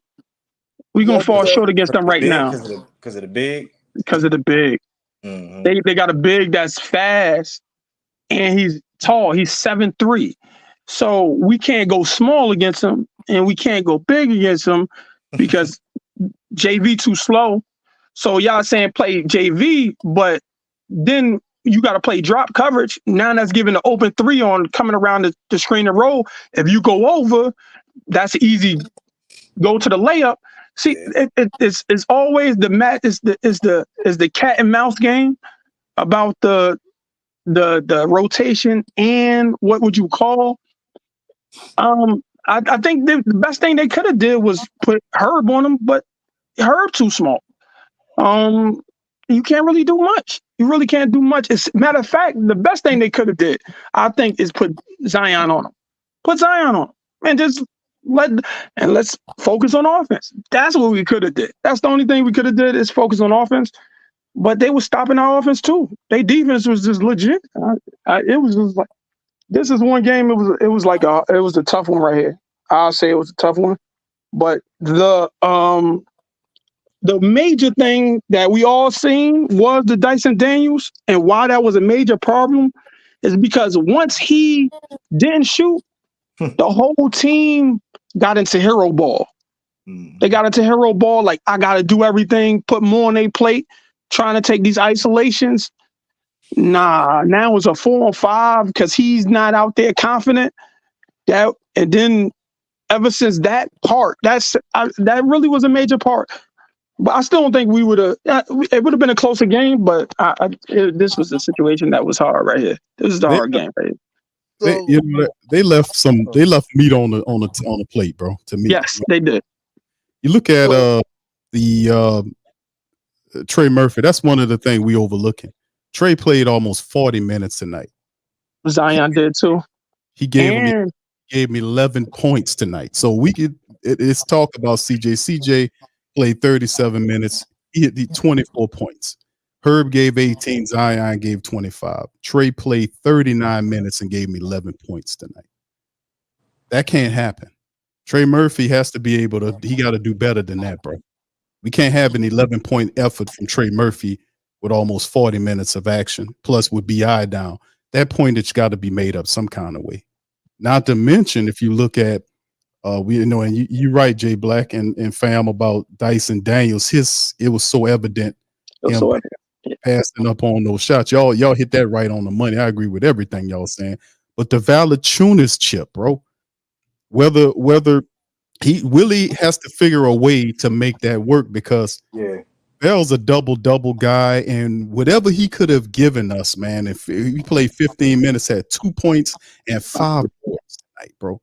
We got to figure out some kind of way to make that work. And listen, the Celtics beat the Pels tonight. By 12 points tonight? Mm-hmm. It wasn't like they manhandled the Pelicans. The Pelicans were in this game up to a point until the Celtics put the mash on when we came out with the small ball look, and the Celtics says, you know what? That's just what we want to do. And we couldn't match up. We had the 11-point quarter, and that was a wrap on it. After they did that, then it was over with. So what I'm saying is we could have went to work on Porzingis. We need those guys, because if you look at like what Herb gave us 18 tonight, right? Yeah. So Trey has to score. We have to get more offense out of Trey, who's, I don't want to say he's a shooter. To me, he's more than a shooter. But we need more than 11 points in almost 40 minutes out of Trey Murphy. And Valanciunas 2 points in 15 minutes, man. That's downright laughable by a dude that's average, that's doubling it on the season, damn near, bro. So I mean, I know we shorthanded, but we got to figure out a way to get the best out of the guys we have. But we can't have a situation where our starting center has 2 points and a guy and one of our top shooters on the team who plays almost 40 minutes throws in only 11 points. So anyway. Yeah, but you just talking about the Valanciunas. Valanciunas had 15 minutes, 2 points, 5 rebounds. But Larry Nance had 20 minutes, 5 points, and 3 That center position didn't give us anything.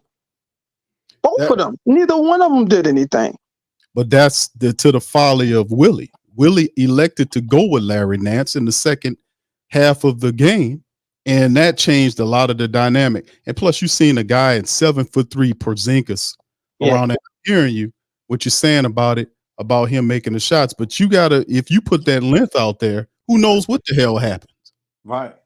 You can't have 7'3" 7'3" Porzingis against Najee Marshall, against Herb Jones. That's he was out there being guarded by Najee in small ball. That didn't even make any sense to me. Of course, the Celtics was going to abuse that. Of course, and Val can try to wear him down a little bit on offense. Right. You know, who knows what happens with the length is what I'm saying. Let the guy get out there and battle with him. Valanciunas a double machine. I know he ain't the most athletic guy in the world, but neither is Porzingis. Porzingis may move a little bit better than him, but Val is still that can give you some double. Who knows what happened with those guys out there and let them battle? Maybe Val wears them down a little bit and prohibits him from doing some of the stuff. But he's in there. It's like watching a full grown man against kindergarten out there with Porzingis standing up there in the paint, just wheeling and dealing over the top of those guys. So like I'm saying, man, they didn't like really beat us down in this game. We were competitive in this game, and we lost by what, 12 points? But this what I'm saying is we're not far off. We just got to do better in getting the most out of the guys that we do have. That's what I'm saying. If Val's a double guy, Trey can't do 11 in 39 minutes, bro. And that's what Willie's problem is, because he said in the press conference, they was asking about the change of the Nance, of them doing that, and he's saying that's what we always do. But my guy, every game is different. Talking about that's what we always do. Nigga, we gotta go according to how the game is. Like, make some adjustments. I mean, we couldn't do nothing. Like Nance ain't no compeller as a backup center. Like he ain't that good for you to just be giving up on Val that easy. Like he could have, like you said, man, he could have brought something to the game for sure. On off, like even in the first quarter, he was going into his chest and everything, like backing him down. So that's what I'm saying. Yeah, we definitely Willie's. But that's Willie's comfort zone with Larry Nance. He loves Larry Nance. Yeah, well, we don't need to be comfortable. We need to be uncomfortable. But that's how he, because of the defense asset, he loves that. So he was, and this is nothing new with Willie. Willie's not a hard guy to read. Not like a lot of stuff about Willie, but a lot of this stuff here, he has to go and make some adjustments on it tonight. But like I said, the Celtics didn't run away with this game like, oh, they just blew the Pelicans out of the mat. The Pelicans just wasn't making shots. We didn't match their energy. We can't have Trey giving 11 points in 39 minutes, and we need to do better with Val. With Val is out there and you get them involved, we know what time it is. But we too quick to go small when we don't. And then another thing, like with the Suns matchup, let's kind of look at the Suns matchup here. We got on Monday. The Suns have big guys. They got Nurkic, who's a big guy, who's a 7-footer, and they have your boy coming off the bench who's 7'3". They got big guys. It's slow though. Right, but is Willie Green gonna do this small ball crap against these guys that have that kind of length? We don't need. Yes, absolutely. See, this is the thing that I'm saying, because this will get you punished. We gotta adjust, and I know you love that. That's your first philosophy. That's your first love. But at times we gotta adjust. Like, even though Val might not be Willie's preferential center that he wants a guy that can switch all, that can move and all this kind of stuff. But right now you stuck with Val. You got to use him to your best ability. And he's not just a big plotting 7-footer who just stumbles around and occasionally blocks a shot. The guy can actually score. He can rebound. And when you get him involved in the game, things are easier on everybody. And trust, guess what? We talked about missing out on you mentioned that Jay Black about BI being gone. That's 21, 22 points. They mentioned Jose Alvarado's energy and effort and what he brings. That's missing. So that's a lot of points to be missing. That got to be made up some kind of way. And like I said, that's why I'm pinpointing on. Y'all are right on it. I just wanted to I didn't want Trey Murphy not to be a part of our discussion. In 35 minutes, Trey gave you 11 points. I just want to make that very clear because we need his production big time, especially with BI missing. We need him to really get involved offensively speaking as well. So, so but if this was a playoff game, you think all these players would have played? You think Dyson would have played? You think Nance, Jayhawk, Matt Ryan? But not Matt Ryan and Jayhawk, but not Jayhawker because they're not really in rotation.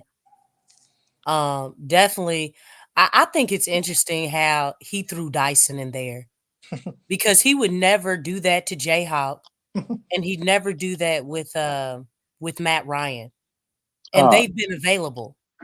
Well, he need the thing. Well, I can see what he did. I don't know about that. I don't agree with. I don't agree with that either. No, he did it last year. Didn't he do that with what's the point guard that left this earlier this year? Kyra. Yeah, he put Kyra. Kyra wasn't in no rotation. He just put him out there.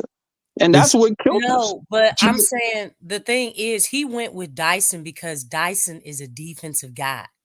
Right. He's a big defensive guy. He's a big and so the thing is like you have two guys that have been available, and I know they're not in rotation, but guys are out. But the first guy off the bench, it wasn't Jayhawk or Matt Ryan, it was Dyson. No, it was Jayhawk. Jayhawk was the first one off. That was Jayhawk. Yeah, it was Jayhawk. Okay. You just didn't get as then the next person was Dyson. But, no, it wasn't. It wasn't. Yeah, it was. He was out there. All right, let me see. I'll let you know in a few minutes.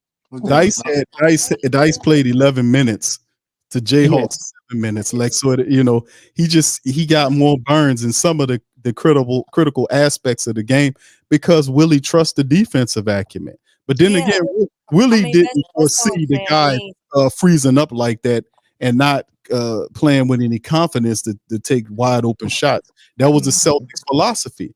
The Celtics philosophy, and I said it before, is that they're going to pinpoint the guys that are scoring, and they're going to stop them from scoring to the best of their ability, and they're going to force you to beat them with guys that are lesser known guys. If Dyson Daniels starts hitting those 3-pointers and he beats the Celtics will walk out of there with their heads held high because that guy he's not known to do that. He lit us up tonight. That's fine. We can live with that. We can't let Zion do it. We can't let CJ do it. So that's what their philosophy was, and Dyson played right into it. He played right in. He was indecisive. He was not taking the shots, and he was wide open. He had no confidence in that long ball, and he wouldn't take those shots. Now, he did have a couple of passes here or there to kind of start some stuff, but in terms of him being wide open out there, man, that dude was passing on that. He just didn't play with any confidence tonight. Not on the offensive end anyway, and they needed that. So I feel like the first person that came on was Larry Nance. Second was Jayhawk, and I believe Najee was the third. Yeah. So I got a question. My question is, and I know this is I'm talking about three months now. The question is, we have the 14th pick and I believe the 21st or 20-something pick, both picked in the first round. What are we picking up in the NBA draft? Are you picking up a guard? Center. Absolutely, J Black is center. It's definitely a center. No doubt about it. No, So no he doubt hit on about it. one, huh? Or and the center. Both of them would be Yep. centers. Big guys. Yep. Big dumb Guys, ass Yeah, like big guys. guys that can move. 7'6". I need Edie. I need Guys that can Edie and a nigga from Connecticut. Both of them. Give me both of them. I mean, that's because look at what they've done over the last several years, right? Look who we've drafted in. I mean, we haven't really, outside of what the palm tree that we took several years back. Jackson Hayes He getting a little better too. He in the right spot. and Lakers. Yeah. Yeah, he's We just getting more could. playing We just time. can't. We just don't develop certain players good here. You know. We don't develop big men. Yeah. That's what we don't develop. We develop everybody else, but we don't develop big men here.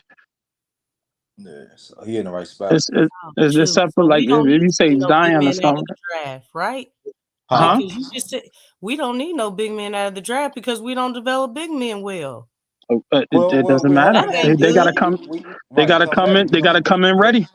No, since when does anybody come in ready these days? Well, Hey man, we You hope. know what I'm saying? Jay Black. Golly, man, I'm scared now. We don't Jay need no Black. center. We Jay need Black, somebody got who you on has that one, brother. experience. Yeah, hey man, I know we don't develop big men, but hey man, that's the only thing we could do. But if that's true, then that's kind of like that's an oxymoron because it's like if we pick up a big man and we can't develop him, I mean, it's He's just gonna be gonna be gone. another Jackson Hayes. Yeah, if he plays like Jackson Hayes, yeah. I feel like at the end of the day, you're not developing. The team ain't developing nobody that much. I mean, they help, but you still gotta take responsibility. They develop Najee, they develop but these are Herb, players. they develop They help. 3-point shot, they develop Zion free throws. J-Back, they helped it, but I feel like a lot of that comes from their ethic too. Work ethic. You know, their ethics, their work ethics.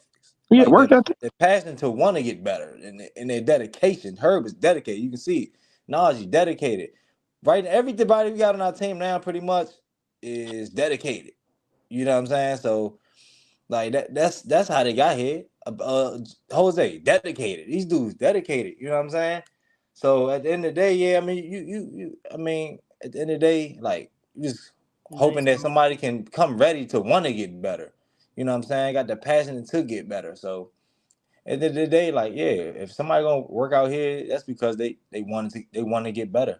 So that's all we need. They don't even got to be ready. We need we do need a point guard though.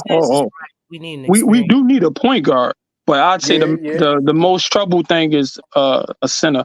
We need a point guard. We can go I get ain't gonna undersell that. We can get Brogdon too though. I doubt it. No. Unless he would have came to us for cheap. With that speed. I mean, Brogdon, he played for the Celtics and shoot, he was just with them for what, less than a season? And they shipped him out. Yeah, we don't want Brogdon. You know what I'm saying? Oh, no. I'll take him. I'll take him. Yeah, I'm about to say he's pretty big and play defense, and he can play point guard pretty good. Yeah, I know who I want. I want the guy from Atlanta. Just scored 44 7-7. I told you, CJ for him. That was that look. Well, I think everybody was talking about Herb for him. I thought that was. Hell no, not for Herb. They had denied. No, I didn't want to get rid of Herb. Not at all. But I think definitely CJ for Murray would make sense. I think he definitely he's more athletic, and sound defensively. He's not just somebody you gonna run over or something or a pushover. I just think he better with the timeline. He a point guard. He could defend. And Willie Green to play him and damn near any goddamn he'd trust him. A defensive guard that can score. Oh man, he'd never hit the bench. so we wouldn't have no problem with that. But against this team, the draft, a different part of our team that we need to look into is the backup power forward. When Zion go off on the bench, I get that we go with the Trey Murphys and Hurd. We just put everybody that's small. We need an actual big man that can actually, like a versatile big man somewhere that can play that slot, that can shoot.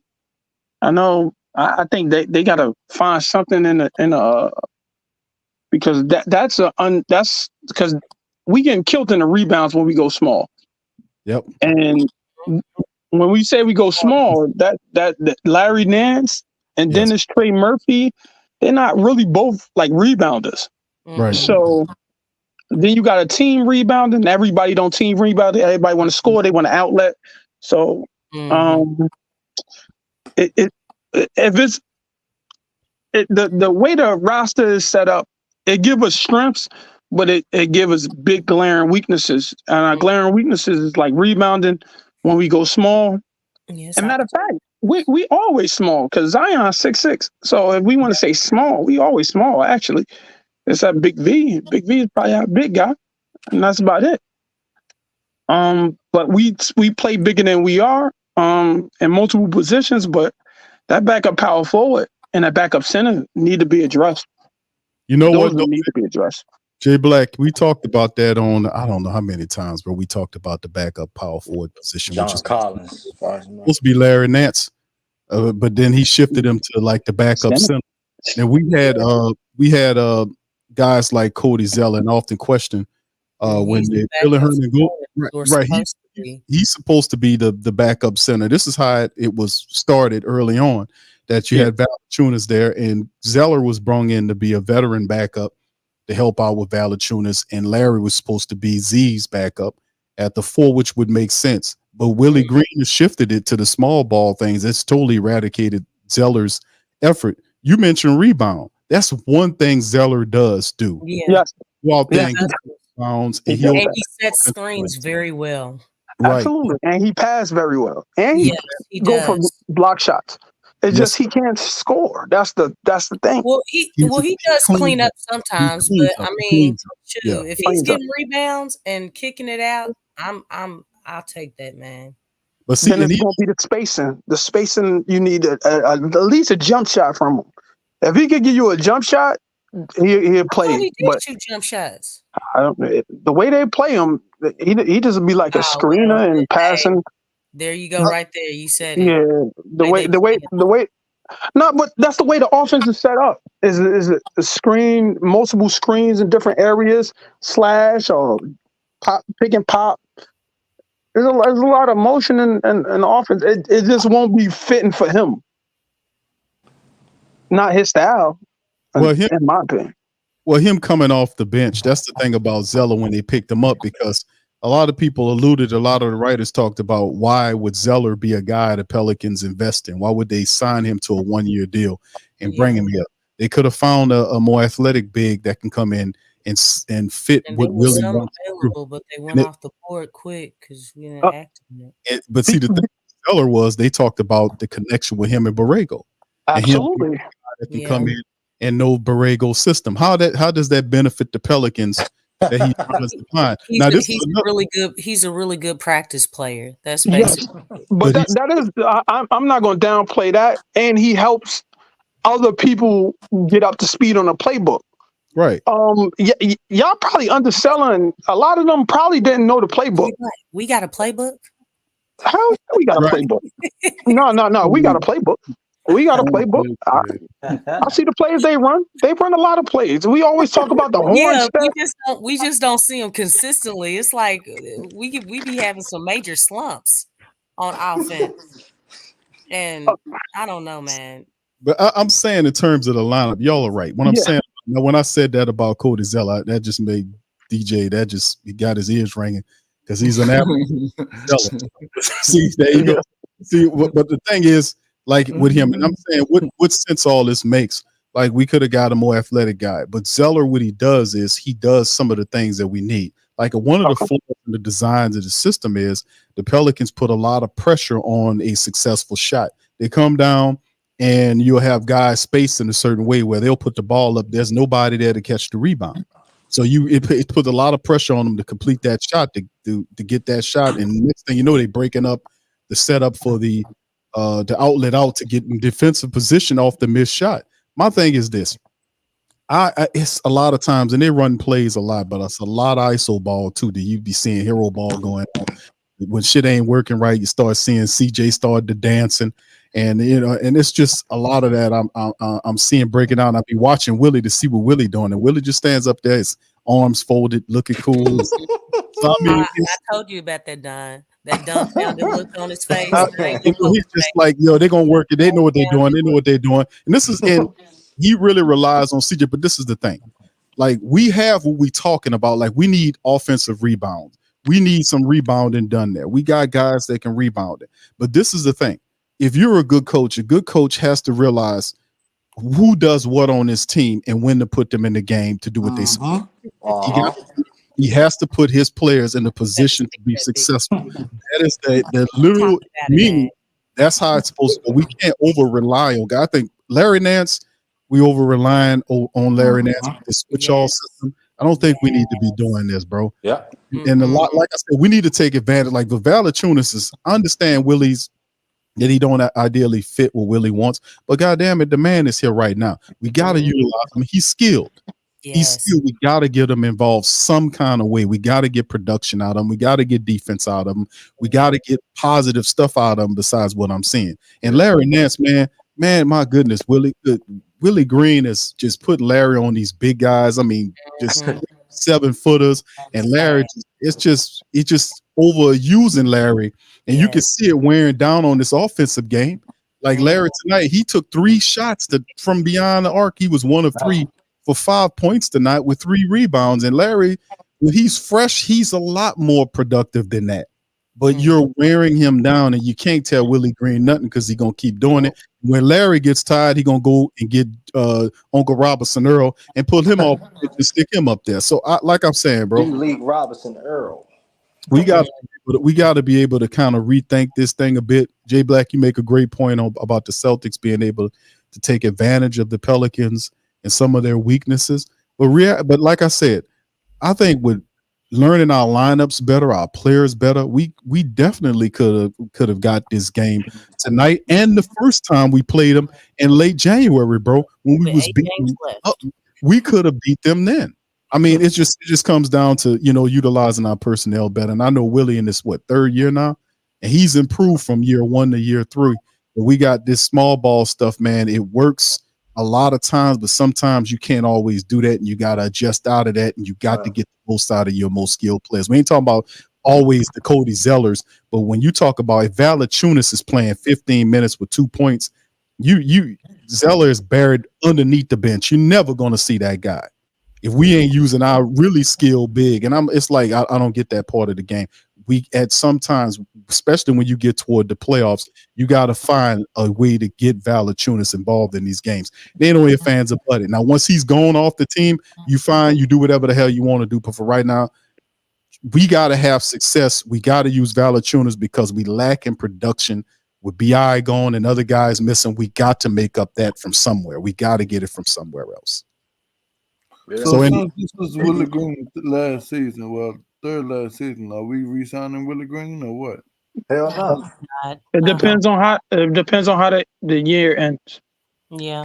Jay Black, make a prediction. What you say happens? It depends on how the season ends. You got to give me a scenario that season ends. I'm saying based on what you feel right now. I'm talking about instinctual. Right now, what is your feeling? Oh, he coming back. Okay, there you go. There's no way he going. If you're saying right now, there's no way he's going nowhere. He got a team to the playoffs, and they're comfortably in the playoffs right now. And yes, hell no. They're comfortably in the playoffs. Real quick tomorrow. No. Yeah. No. 6 seed is not the play-in. 7 seed is the play-in. Right. That means we got to lose. We got to lose 3 games in a row. Well, we have 8 games left. I mean, and it's tight. We're the Mavs are a half game back behind the Pels. Okay. And the schedule is still tough. It's tough. Like We can be in that play and miss the whole damn playoff. That'd be a tragedy. Let me add this to the now if that happens, then if that happens, then you're rethinking that. Yeah.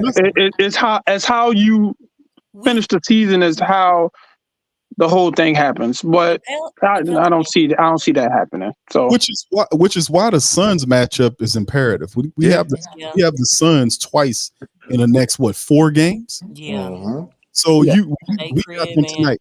If you look at, and I got the standings on screen, family, the Suns are 43-31. They are 2 full games behind the Pelicans. So the Pelicans, have to win these games to keep pace, to stay within that 1 to 6 range. They got to stay within that 6 range, because losing to the Suns can hurt. Because if we lose to the Suns twice, we tie with them, and then if we lose, they win a again, tiebreaker. we'll be below the Kings. That's correct. We'll be below the Kings if we got 1 loss more than No, we ain't going. if we got 1 loss more than the Kings. If we fall to the play-in, that'll be depression mode, man. And to be honest, y'all, I'm gonna be real with you. I don't want this team to be no playing team. We're done with that. I love my team, but the way that we coach, our coach is, that's capable of happening. I'm not even gonna lie to you. Yeah, it is. I'm not even gonna lie to you. I mean, it is what it like. We got to go against. We're going against some monster teams, and we got to come with our best coaching and everything. If we saying this about Willie Green, so who's the Suns coach? If they got a better roster, or do they got a better roster? They below us. I mean, why y'all not talking like if they're not that good? So how they're not that good? Well, I just know when they play us, brother. That's what I'm saying.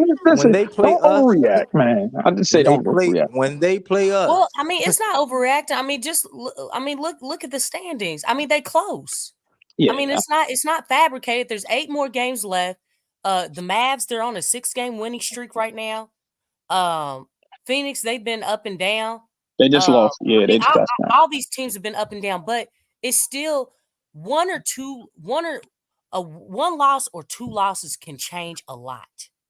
Just like 1 or 2 wins can change a lot. And so that's the thing. I mean, just like in the second half, I said earlier, it was a tale of 2 halves. The energy was way different in the second half compared to the first. You can't do that. You can't have lackluster energy like that. Yeah, you still have to be engaged in the game. And I think that really took a hit, like hard. It's literally like night and day. We have to give ourselves a chance if we're trying to win. If the goal is to be a shoe-in in the playoffs, they can't have a second half like they did. And take away your chance. You took away your opportunity. And I'm not talking about Willie. I am, because the thing is, we already know Willie's gonna do what he's gonna do. And you brought that up, you and Mose brought that up, some weeks ago. And I was feeling that because it's true. At some point in time, I think the focal point now has to be shifted to the players. They gotta go out there and do this. They're the implementation. They're the application. They're the do part. It's like it's not something, a scheme. The talk is over. They got to go out there and do this. And if they want to be in the playoffs, man, they got to come with it. Because everybody's playing. The Western Conference playoffs has already started. Everybody's been saying that because look at how close there is. 41, 42, 43, 44, 45, 46. From the 4th seed to the 9th seed. It's competitive. 1 or 2 games can change your standings. Can you put the schedule up, BQ? Yeah, it's up. It's up already, bro. Oh, the schedule? I mean, I'm sorry. Hold on. I'm sorry. Yeah, I thought it was up. Hold on. Me with the schedule, I see us at least winning 6. Let me see. We got Phoenix. We got Orlando. We should beat Orlando. They not a good matchup. Don't be saying that. Yeah, they not a good matchup. Orlando struggles on the road. They're not a good road team, so there is a high probability They don't play the same as they do at home. The styles Style makes fights. Yeah. What'd you say? Yeah. Styles make fights. Styles make fights. Orlando has something on the Pelicans, man. They're long and they play them well. I hear what You you're can't saying. play small ball. You can't play small ball against them. So the guarantee Well, I mean, wins I tell see Willie is that, Jay Black. Well, Nah, he ain't gonna listen. That's why we gonna You know what I'm constantly lose saying? against them. I mean, What happens though? What happens when you can't play small ball? What's the philosophy when lose you the can't game. small ball? I'm sorry. When you can't play small ball, usually If you're the New Orleans Pelicans, Jay Black and fam, and just for the entire chat, when we can't play small ball, what happens? And Lex said we lose. But what's the alternative philosophy is what I'm asking. the alternative philosophy, if we can't play small ball, If you have a team that is difficult to match up with small ball philosophy, what is the alternative philosophy? What do you adjust to? you asking me or you asking what do we do naturally?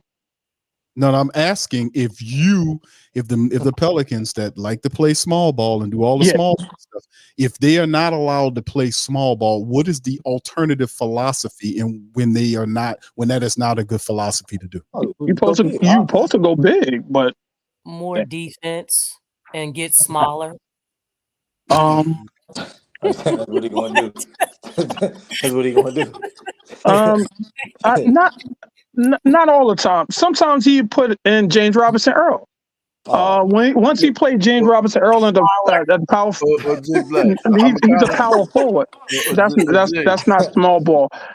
Small ball is playing somebody that don't play their position the way they play it. Like he plays, he goes and hustle. He gets the rebounds.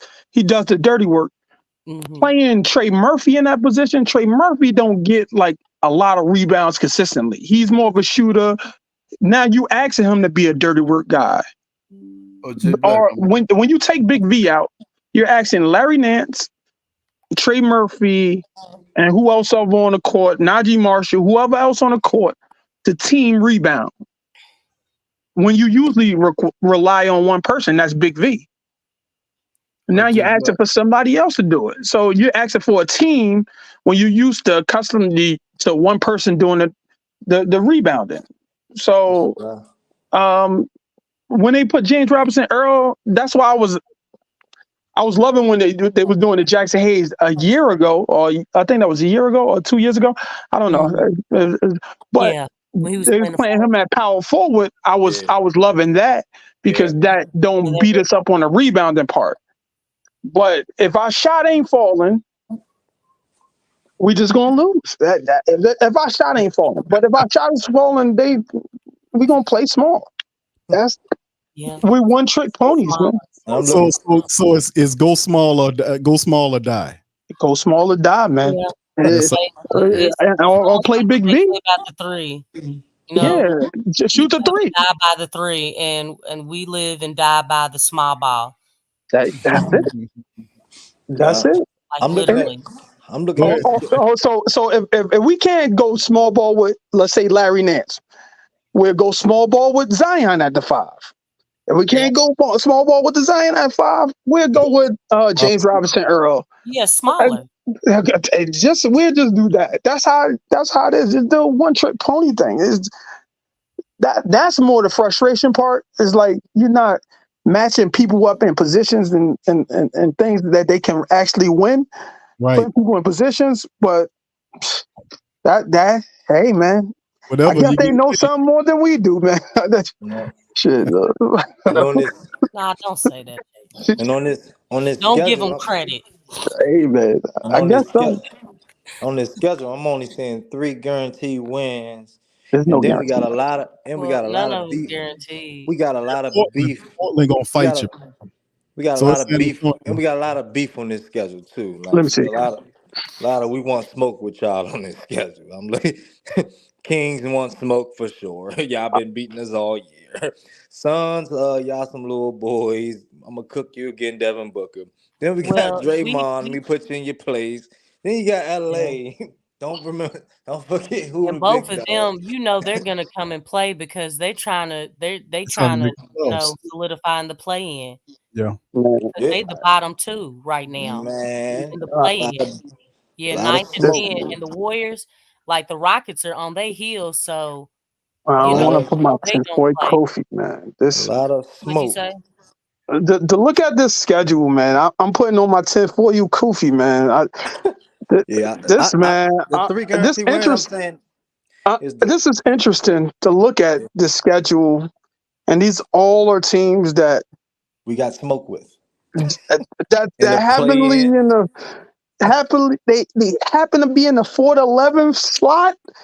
This is not coincidental, man. I don't know, man. Yeah, This is that some is bullshit right here. Honestly, honestly, Suns, got the Suns. Got the Spurs, And you but the know Spurs what? are playing good right now. You got the Magic. That's the Eastern Conference. Y'all So know what? Y'all know what though? When you yeah, look at a lot of these teams, with the exceptions of Orlando, because they're in the East, they're in the East. and with the exceptions of San Antonio And Portland. and Portland, That's it. all these teams are behind us. And That fight. means they're more desperate. They're Yep. fighting. Oh yeah, smoke. Yeah, so that's just 3. So 3 teams out of the last 8. Excuse me. The 5 teams out of the last 8, they are fighting to get to get higher in the standings, because we're ahead of all 5 of those teams. And one of them is the same team. So really, yeah, man. I mean, they're So desperate. Sacramento's desperate. Golden let's look. State's desperate. Los Let's look Angeles. at some of the other people's schedule. I'm looking at the Suns schedule. They got us. They got Cavaliers. They got the Timberwolves, Pelicans, Clippers, Kings, Timberwolves. They don't have no slouch on theirs. Yeah, You got the They don't hardest got no slouch on I theirs. was just focused. I'm just saying, like, there again. No, like, I'm not saying that for your against your point. I'm just saying we all. this is going to be a photo finish, and I think the league wanted this way. I'm just saying that. That's why I said I put my 10 for you, Kofi. It's too many teams in the West that all bump. The 1 and the 3, the 1 through the 3, they all playing each other. They're seeing who gonna get the first slot, and the 4 through the 11th is gonna see who gonna be in the photo finish. This is great for ratings. This miraculously though. that's crazy how like 41, 42, 43, 44, 45, 46. All of them. That's crazy.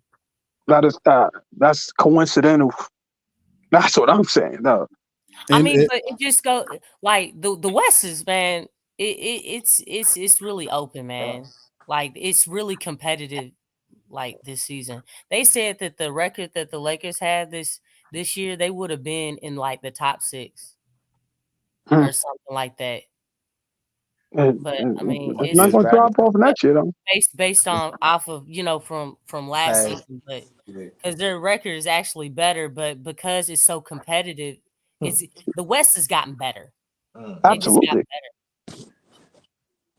Absolutely. Let me look at the Lakers schedule though. And then the Rockets even good. They ain't even squeezing to get in. Like Yeah, I mean they've won 11 straight. I think they're gonna get in. Yeah, but they has gone down. yeah They they had won a 11 straight. They could have folded, but they didn't, and they right there. Like they I hope they beat the Rockets. Warriors I mean, I hope they beat the Warriors. I mean, I really well they play each other next. No, not next. Houston plays who they play? They play somebody next. I think they play Phoenix. No, I'm not saying like that. I mean, I just hope that the Rockets beat the Warriors for that 10th spot. No, I don't. The NBA gonna keep the Warriors in that thing, man. Yeah, they really. I mean, I think mean, about it. You got KD with the Suns. You got LeBron with the Lakers. Steph with the Warriors. I mean, can you imagine? The playoffs without all 3 of them. I could imagine it. I can. Well, Hey, no, but I'm saying Thank like, God. if you open it up, I mean, I understand what y'all saying, but as far as Put that like tinfoil- for put that marketing kufi back purposes, on, Jay Black. That tinfoil kufi back on. Yeah, I'm putting that back aspect on, of it, man. I mean, there's a possibility Mhm. that they could be ousted. One of them, One Right. of them will be ousted. could be ousted. You thinking the Lakers and the Warriors won't make it? No, No, one of them gonna make it. Yeah, one of them is, but that's what I'm Like saying. the teams after the Rock, Oh, the teams after the Rockets, they ain't got they done. I believe after the The, Rockets, oh, everybody oh, else done. the Rockets play the Mavericks tomorrow. that's when it's gonna stop right there. Well, I guess we're gonna be rooting for the Rockets, aren't we? Hell Yeah, yeah. I'm rooting for the Rockets. You know what I'm Then the, saying? Come then the on, Rockets play the come on, Timberwolves. Jalen Green, dog. You know you my boy, man. Come on, put up that 40-point game. Oh wait, the Rockets play the Timberwolves after that. Then the Warriors. Then the Heat. Then the Mavericks. I mean, yeah. Then Magic, Jazz. Man, I don't know, man. If they get past It's gonna be rocky for Mavericks, man. We probably gonna see a whole lot of stuff transpire because the Suns, they do have the toughest schedule in the NBA. They did Right. that's been very clear. I don't know where we stand as far as our toughness of schedule, but I feel like it's tough. oh no, we got a tough schedule. But Yeah, let me look but at the they Suns. said the Suns, it was the toughest schedule. Everybody's been Hell saying that. yeah, hell yeah. Because everybody is a playoff team. They play us twice. They play Cleveland. They play Timberwolves. They play Clippers twice. Then they play the Kings and Timberwolves. They play the Timberwolves twice. They play the Kings twice. They go Clippers twice. They play the Kings. Yeah, T-Wolves and Clippers is gonna be rough. Everybody we gonna be rough. Yeah, They I know. they gotta show us something, man. I Yeah. think they're gonna be the team that gonna fall out. Honestly, The Suns? the Suns. Oh hell Wow. no. You know what? I That'll be think real they're fun gonna be the because Suns. they really invested. I mean, they in the seventh. Well, I don't they think only so. got 43, Hell man. no, One boy. or two losses can change everything. I think It really can. Devin I, Booker think gonna cook. I heard Jay Black run off that schedule about the Rockets and the Mhm. Rockets. They winning streak about to stop real soon, brother. Start a losing streak. Let me tell you something. Hey, you know The what? NBA They've been want the battling, Suns. man. I mean, we never know. We can't say that. Listen, Lex. Let me tell you something. How E-Man I've got seen this the officiating this year, how they been officiating these games, and how the NBA has been behaving, making all this money. They're top earners. You talking about people that bring people to watch these games for the play-in, playoffs, whatever. The Suns, the Lakers, the Warriors, those are big money market teams with big superstars there. I'll be super surprised if So basically, what either you one of saying those is teams that miss when the we play the playoffs. Warriors and when we play the Lakers, The mob is talking. what are you saying? The I'm mob. saying When I'm the saying Pelicans that play the Lakers and the Warriors, what are you saying, Big Q? The mob. I'm We're gonna saying what? that I'm saying that the Pelicans We're are gonna part win or of we're gonna lose. You know what I'm saying? I'm saying Because the Pelicans are part you of the know family. those are our last two games, The and Pelicans are those are the last Are we part chances of the plan? to make a push. Pelicans are part of the plan. The Zion Williamson was So we're losing those I was saying, games. Is that what you're saying, Big Q? against the Lakers. No, we Based winning. on revenue, Golden State looked like Golden State was the highest revenue team last year.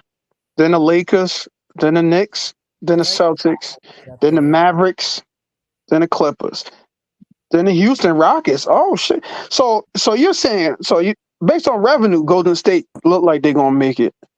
I don't know, but Then we at the bottom of the barrel Of on course. revenue. yeah. Can't even get nobody at the damn game. Honestly. Yeah, I mean, because well, Damn, there's a lot of reasons for we're the that. fourth worst. Yeah, it's a star driven league. This is yeah, it star is. driven league. That's what it's all about. That's why you got to market Right. right. Nobody's turning It's on these business. games to watch teams that don't have no stars.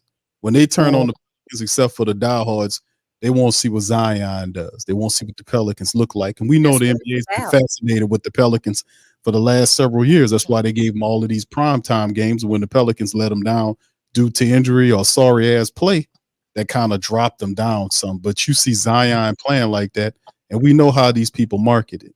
Like I'm like, if it was all about good basketball and upstanding, integritous basketball, you wouldn't see all of this crappy officiating going on. Absolutely. It's about money and stars bring out the money. People watch the stars. That's what I'm saying. LeBron James, the Warriors, KD and the Suns, these people will make it as a star-driven league. Now, the Rockets, we'll see what happens. We'll see if I'm wrong. But I'm telling you, these people are greedy, and it's all about stars, man. I mean, I've told you times about officiating. Houston is 1, 2, 3, 4, 5, 6. They the seventh. They the seventh. They make money. Jay Black. Well, They the Rockets are big because of Yao Ming. What stars they got? They don't have any stars. I'm talking about revenue based off of the team revenue.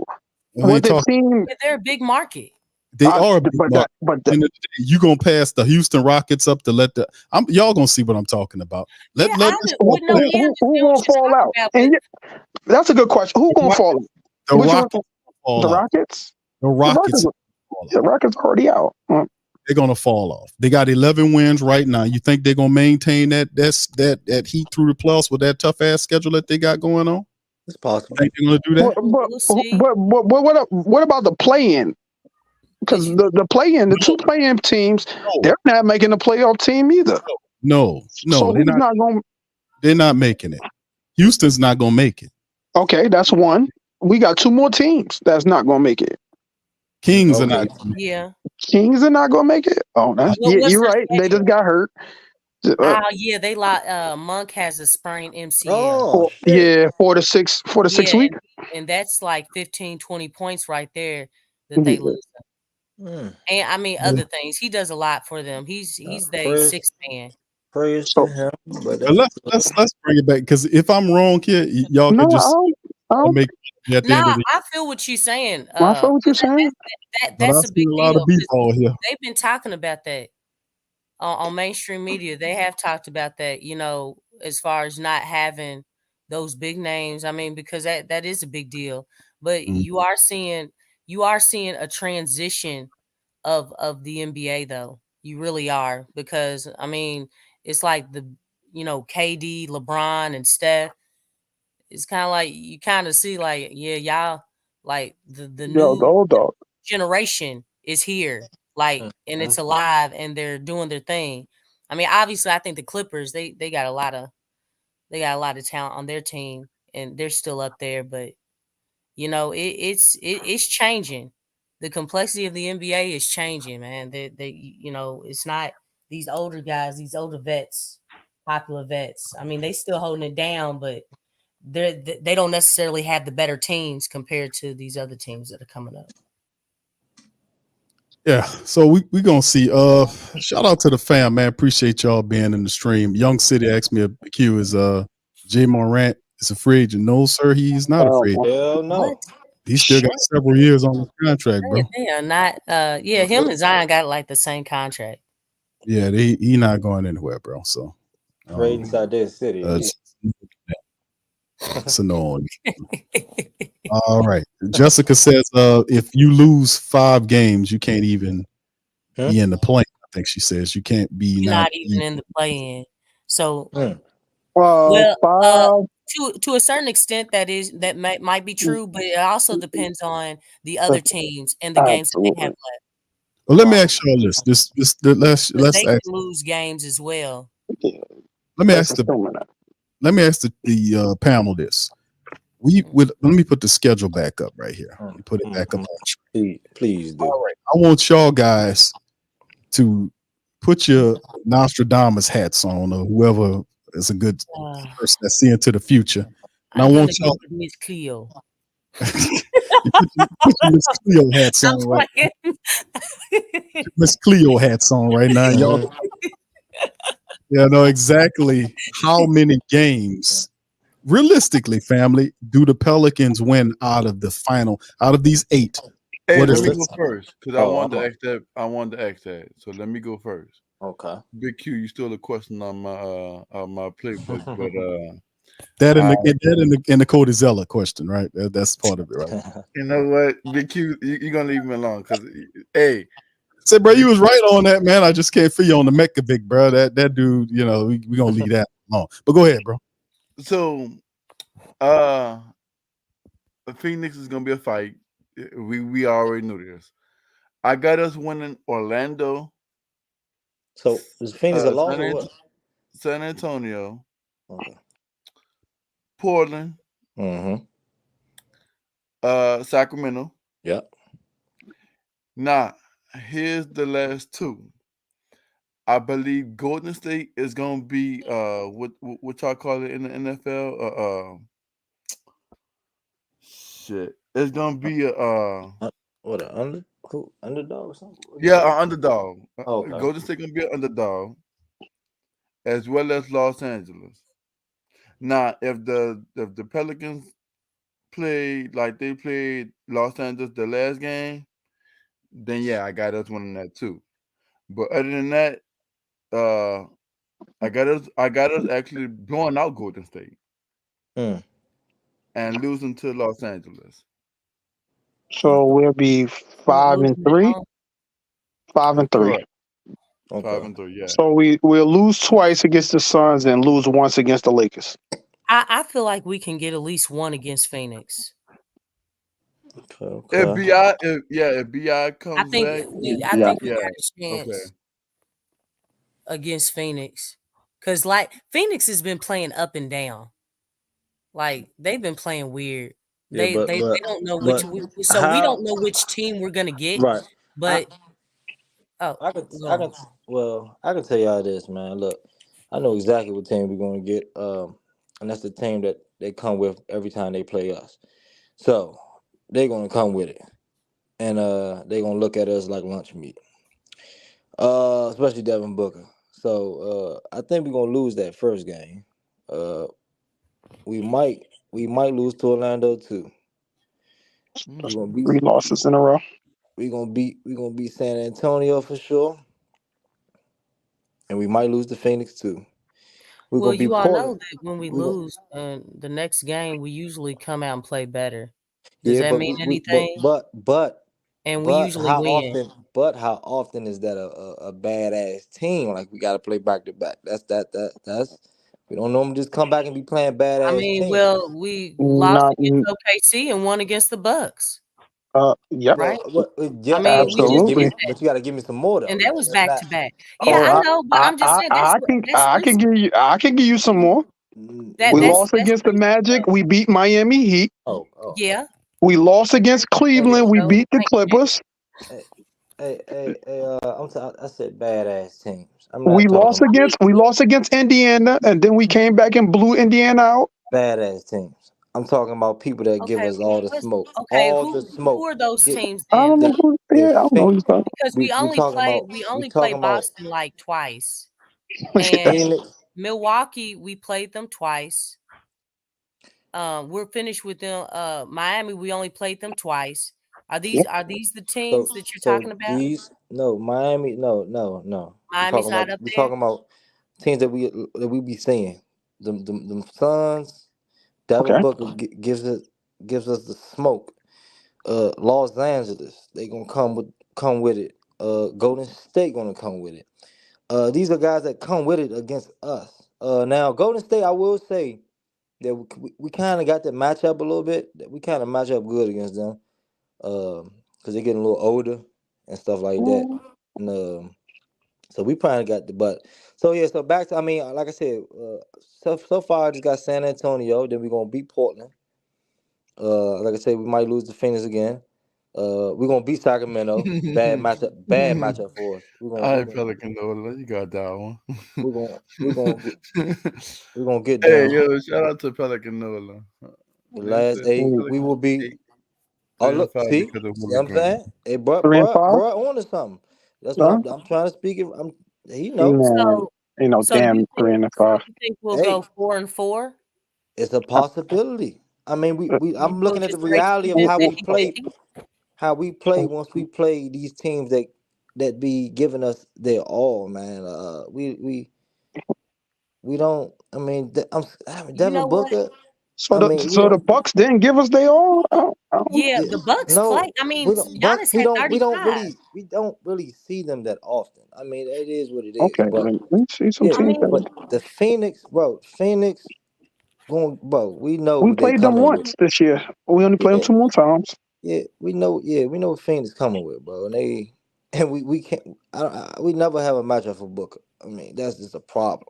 It's a big I, problem. And now, I mean, even we if we have do, beaten beat them Phoenix. a lot, yeah, but I mean, it's been a we've but had good games against Phoenix. I it's mean, a been we've a lot of played times. them while. It's been once. a while though, y'all. It's been a while. I mean, yeah, but I we've don't know only what a played while them is. I don't once. know what that It's been means. a while. I mean, when did we beat them? We beat them last year. Well, yeah, 'Cause we Last we beat only them year. played last them year, but we only played them. I think we only once. played them 3 times or We only twice. played them once No, wait, this 3 year. times. No, I said we only played them once Yeah, this year. yeah, that's correct. Yeah, we've only played them once, so we play them 2 more times. But I mean, let me tell you something. Anything can happen because again, they're playing somebody else who's trying to win. Like Jay Yeah. Black just went over, you know, these other teams. He went over their schedule. So I mean, we don't know what team who they're coming off of, or if it's a back to back or whatnot. But the thing is that I mean that would be some more dissecting as far as into Yeah. diving into the schedule. But the thing is when the Pelicans, if they play like how they played against the Bucks, okay, Yeah. and they Yeah. just played the Bucks, The they Bucks. did a solid job against the Bucks. They Thing did. is They with If the they really play Bucks. did. like that and grow from that game, Yeah. like The thing I with the can see Bucks. them winning at least 5 games, maybe even more than that. But they have to play like that. I think Yeah. that's the thing. It depends on how we play But the because Bucks. we have been playing well, but again, I don't know what happened today. I really don't. But We they just, struggle with those. Remember, we struggle with those elite guards and stuff like that. So I mean, the you Bucks know ain't what? I like mean, that's what's coming in the playoffs. So I mean, we're going to be playing Yeah. as we so. advance. We're going to be playing against those Yeah. type teams. So we I'm, have to learn. yeah. I'm hoping We, we can. we got to learn quick, fast, and in a hurry. I'm hoping we can win all the games. But I'm just being realistic and going based off of what I've seen my team do and based on what the coach has shown me and everything and how they answer. So I mean, Well, hey, most people, I think what is it? The, Predictor, but it's sad that I can't even predicted that believe in the. I can't even The Bucks were have faith supposed in to beat us, Orlando right? game. Huh? So we're 30 as the overall record. Pelicans and the Suns is the Pelicans 134, the Suns were 139. Yeah. The Suns beat us this year, then they beat us December 17th. Then we won back-to-back games. That was the playoff series. And then they All I won know. one, then I, they won two, we won one, they won two, or only won thing three, one. about That, this, that that's kind of how it goes. I don't They really be won worried two about and what then they we won do. one. I just know what they do when they play us.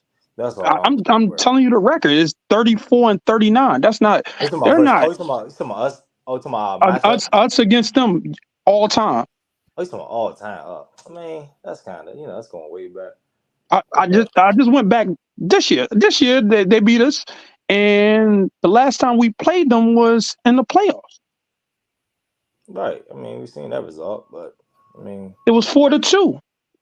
yeah, I mean, yeah, it was different. I That- mean, it was that's different at that It time. it all just right, never mind. We it got really KD. We Yeah, got that's KD now. the it doesn't Pelicans matter. All right, come back. they are up and down with us. It's more of a nip and tuck. It's not no one team dominating the other.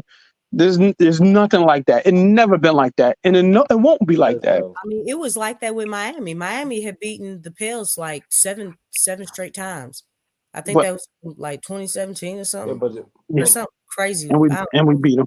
know. yeah, but it's like it's different. I feel what y'all saying though, but it's just different. Like it's like I mean, because it's just the You teams you just know you see all the time. You just know what they're coming with. So it's like it's different.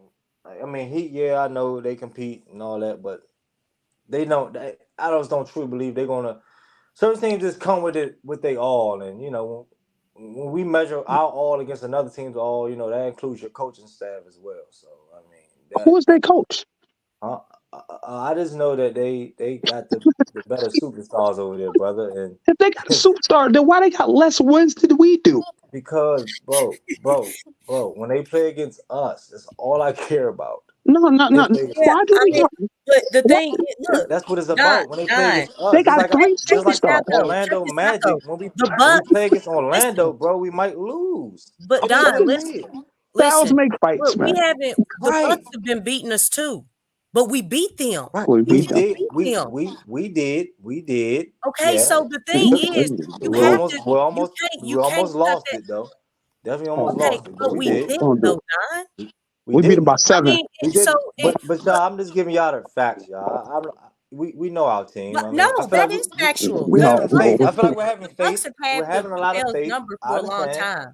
So we gotta win against the Bucks. That means, hey, on any given night, we still have a chance. Yeah. When they play the right way, like when they have that defensive prowess like they have, I know when that, shots though, are but dropping, they can beat any team. At least it gives us a chance to. But they got to come out the right way, and they got to come out for 48 minutes. So you're saying, like Jessica was saying, like we don't know which Pels team is going to come out, but here of late, they've come out pretty strong. They've been consistent in coming out and really playing at a high level. So, I mean, obviously they had a meltdown in that second half on tonight, but there's still a chance that they can win Phoenix. Phoenix has been up and down. I understand how they play against us like consistently, but they have not I just been. gave you the stats. The stats don't bear that out. It's an up and down series against us. They 34 and 39, or 39 and 34. 39 wins for them, 34 for us. Not worried about That's that up and down. I'm not worried about that all-time record. Let's go so far back. I'm just going by based on what I've been seeing. I'll test. The stats don't matter. The Lakers got a worse record than us, and they 2-1. They're not better than us. Okay, we say. But I mean, when they play, no, not we say. I say. You can say whatever you say. The record says. The record says 45 and 29. Oh wait. The record says working with 2-1. When they play us, they're 2-1. I don't give a fuck about that. You know how you said you don't care? They're 1-0 against us right now. We are better than the Kings because we're sweeping their ass right now. So you know what I'm saying? Like so. Man, the Kings better than the Lakers.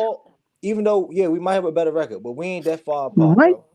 But that's what we don't you play the game for better records? Like, what are you talking about? Like, I mean, it's about the matchups, like you said, stop we just matchups. have to play hard and play. Yeah, but just give you the reality of the matchups. They're not matching up with us. How about that? Who? None of them. Why you say that? Why I say that? Yes. Because either you saying that the Lakers gonna go on they're gonna win all their last games. They actually could. That's looking at this shit. It look like it's an easy route, right? Probably it's the Lakers. They play the Nets, the Raptors, the Wizards. Oh yeah. Oh man. They got an easy schedule. I'm looking at this shit. Oh, all right, now. You know what? Hey, that don't necessarily mean nothing because they seem like they find ways to. Yeah. They just lost. They just lost against the Pacers. They lost against the Pacers, but let me see. Let me look at this. They got the Raptors. They got the Wizards. They got Cleveland. They got Timberwolves. But Timberwolves still playing for something. They trying to get the number 1 spot. Warriors.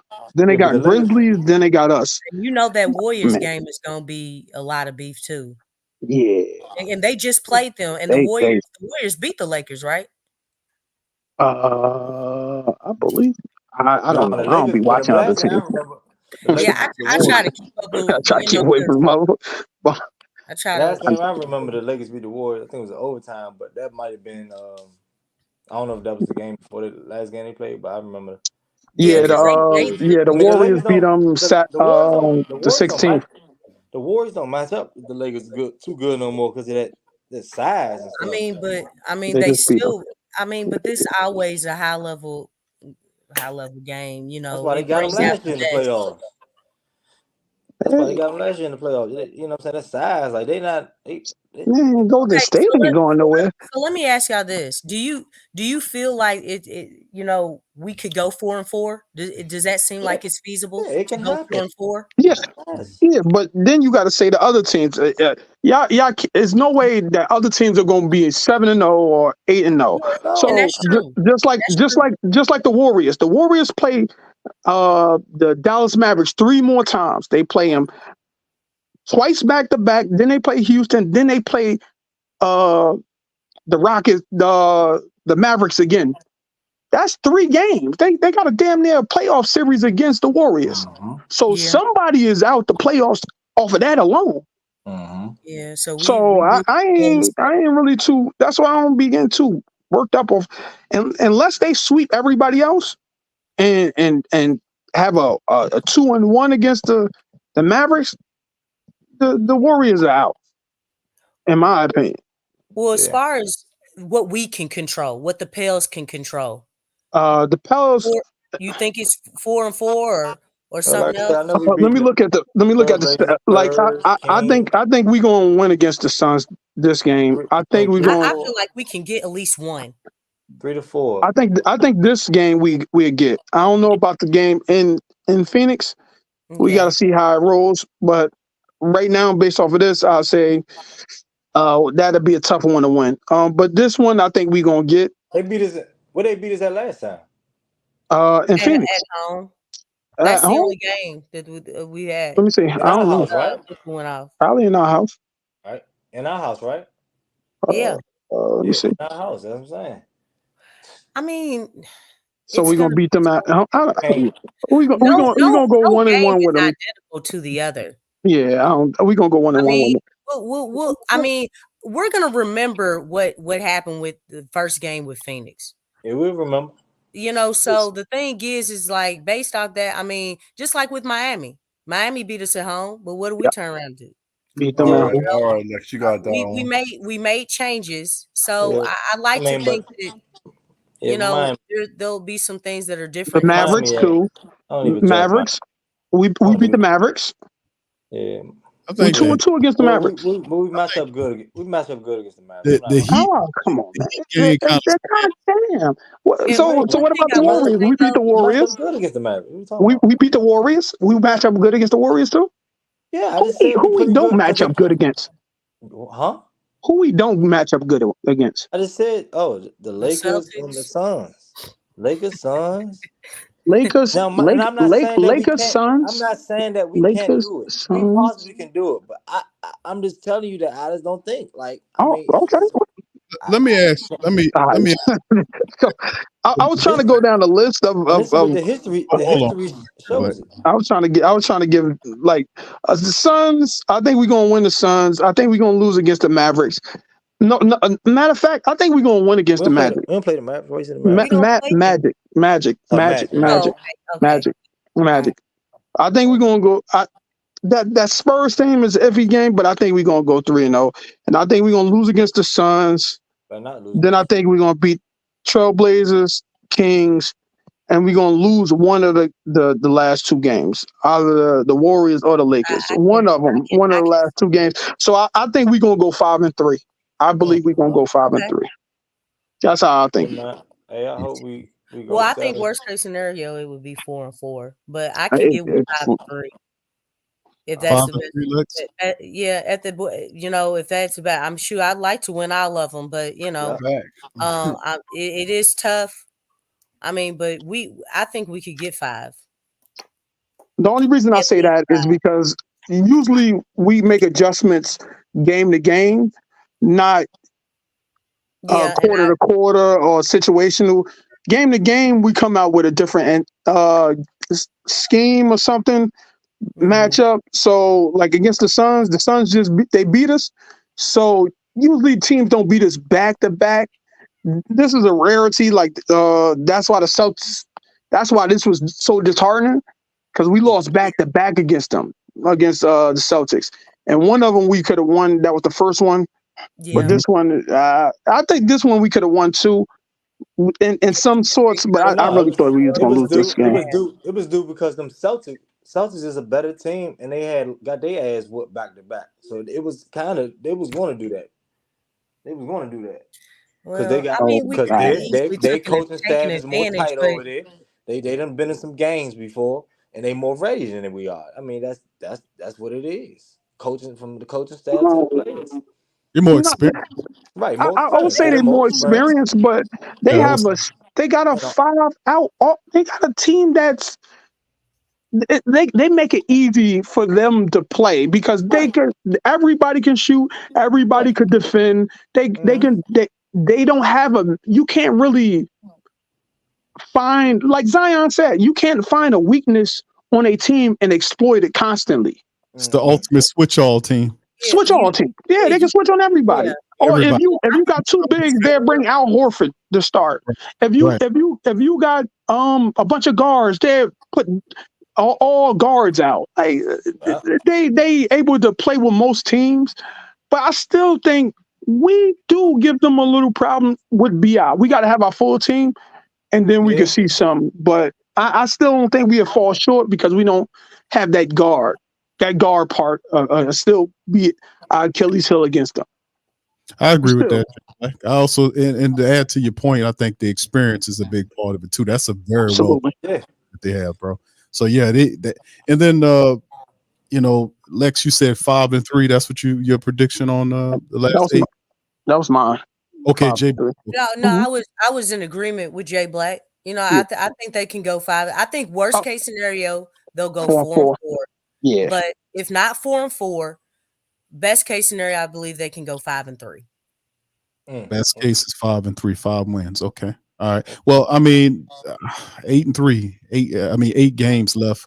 I don't think they're 4-4. I think that I will have to agree with you guys. I think 5-3.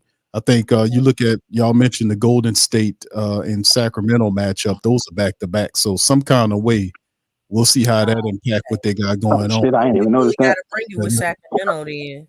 Yeah, you know how to play them. Yeah, you got Sacramento on April the 11th, and then Friday on April the 12th, you got Golden State. So that's a part of the 4-game road trip that we have. So yeah, I agree with you. When we split with Phoenix, Orlando, I'm kind of shaky on Orlando. I know they're at home, but that's a team that since over the last couple of years, like last year, when they kind of did what they did with I think they just a difficult matchup for the Pelicans. They long and they just underrated too. So I mean, we just got to work harder than these teams, man. We got to want it more than them. I just feel like Willie got to coach better. Yeah. I mean it's everything, but again, man, the player. We know who he is now. And it's the players too. It's the players too. I mean, Lex, you said that before. It comes to a point. You got 8 games remaining. You're sitting up at. Let me put the standards up here again. Yeah, man. 45-29. 45-29. You're in 5th place in the Western Conference. You got the Mavericks on your back by a half a game. They done won 6 in a row. Yeah. You got Clippers now. They picking up wins. They done won 2 in a row since they were losing. They done won 2 in a row now. Mm-hmm. So you got to pick it up. And I don't know what Willie can say to them to say, listen, guys, they know what time it is. They check the standards. They've already. Yeah. Go ahead, Lex. I think we just going to get I think the 5 games, because we're going to get that 50 games. I think we're going to get the 50 games. Because that's a big issue. And I think, that's an issue that's recent that came up that everybody's talking about. I think we're going to get the 50 wins. Or we might, for 1 game short. If we fall 1 game short, then that's putting us in danger of going to that 7th seed. Matter of fact, not that 7th seed. No, we ain't gonna fall that far. I think we'd be the 6th seed, but then the 6th seed, then that's like we're playing. Damn, we'll play the Denver Nuggets. So I don't think we want that. We don't got no problem playing against that team, but I don't think we want that as a first round. Yeah, first rounder. No, hell no. The defending world champions. Defending world champions. No. I really like the 4th or the 5th spot.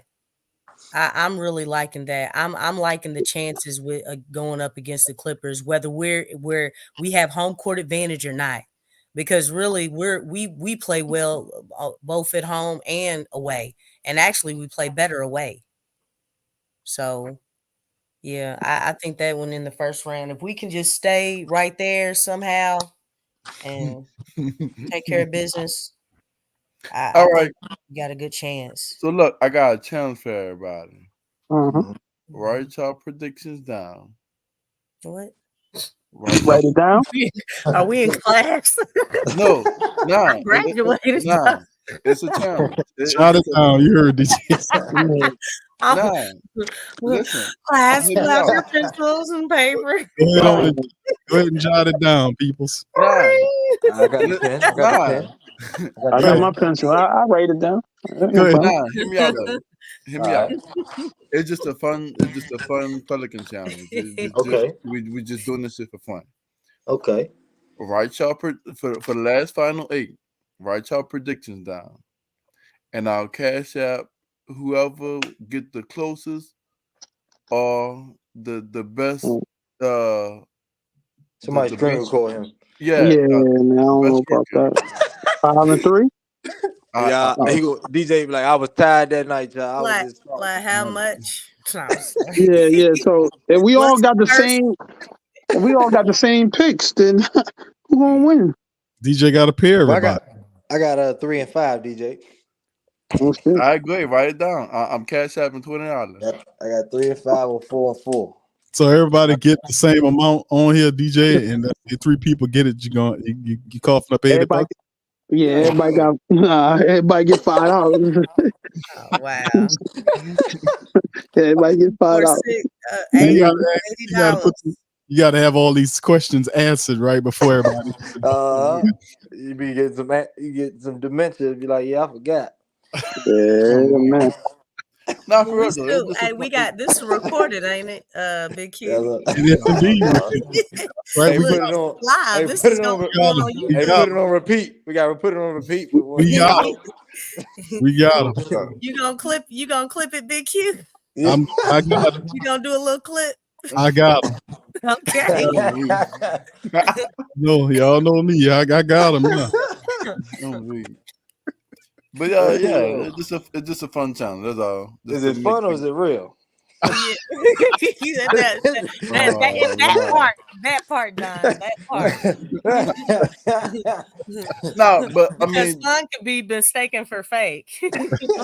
oh no, but nah, Well, just I'll messing with cash you. up y'all $15 to $20. Whoever wins.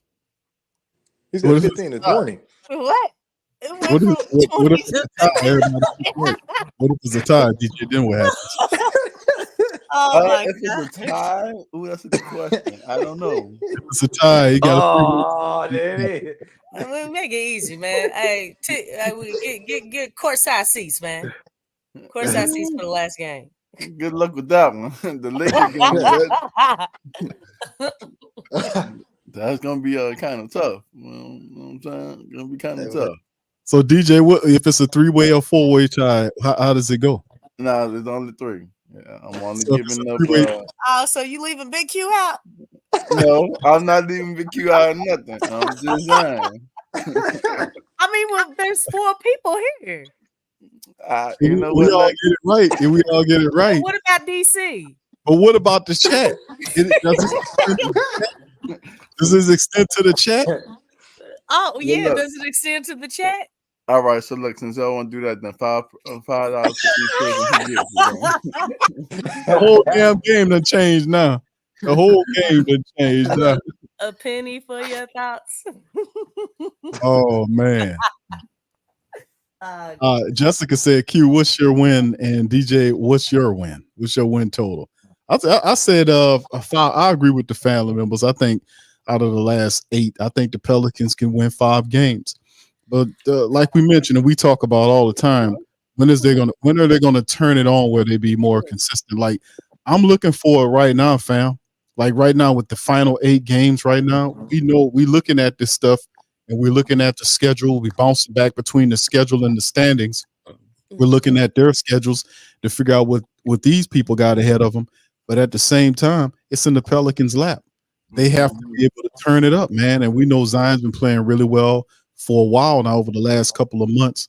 But the Pelicans, we heard that there's a report saying that Jose's supposed to be coming back on the 1st. BI could be back on the 5th. We're gonna need these guys, but right now, until we get them back, the Pelicans have to step up on the floor and off the floor. We need better. We're gonna need Willie to step his game up. We're gonna need the Pelicans to step up because this is the stretch. This is the stretch where it all counts, fam. This is the stretch of games. We've been talking about this stretch all season long. And None of they've this is been new. talking about destiny too. Like, You know what? the Me, really keep destiny in our own hands. me writing it down. Actually, my number changed. Honestly, I was looking at it. I was like, yo, I only got us losing against the Warriors and the Suns. So we just 6-2. Okay, Yeah, so that's 6-2. Okay, you got 6. Okay. So you got win that money, Jay Black. Who's your 2 losses? The Suns and two losses is the Warriors and excuse me, the Suns. Okay. But I don't even believe in this shit. Honestly, but we could do, because that last game, it might not mean nothing. So that last game, I ain't really count that. Okay. So that could be a loss or a win. The Lakers, because I don't know if we playing it like for real against them. I don't know what's the seed. It probably depends on where everybody lands around that time. Yeah. So if it means something to us, that'll be a win. If it doesn't, is a loss. That's how I look at it. Because depending on who's all in, like if everything's set, I think by the time it gets to the Warriors, like the second to last game, for everybody, I think it's probably going to be set on where everybody's going to be at. Does that seem fair to say, or I hope so. possibility? Yeah. So, I mean, what if we rest our players? Shit, I don't think we got the. Yeah. You got to know, I rest mean, somebody. that's a possibility. You know, we could, just rest guys, because a lot of times that's what happens. But I don't know. I mean, it's pretty close. So, Hey, man, it's kind of hard to say. Based on how they've been playing, fam, I gotta say 5-3 seems more than fair based on how they've been playing over the last several weeks.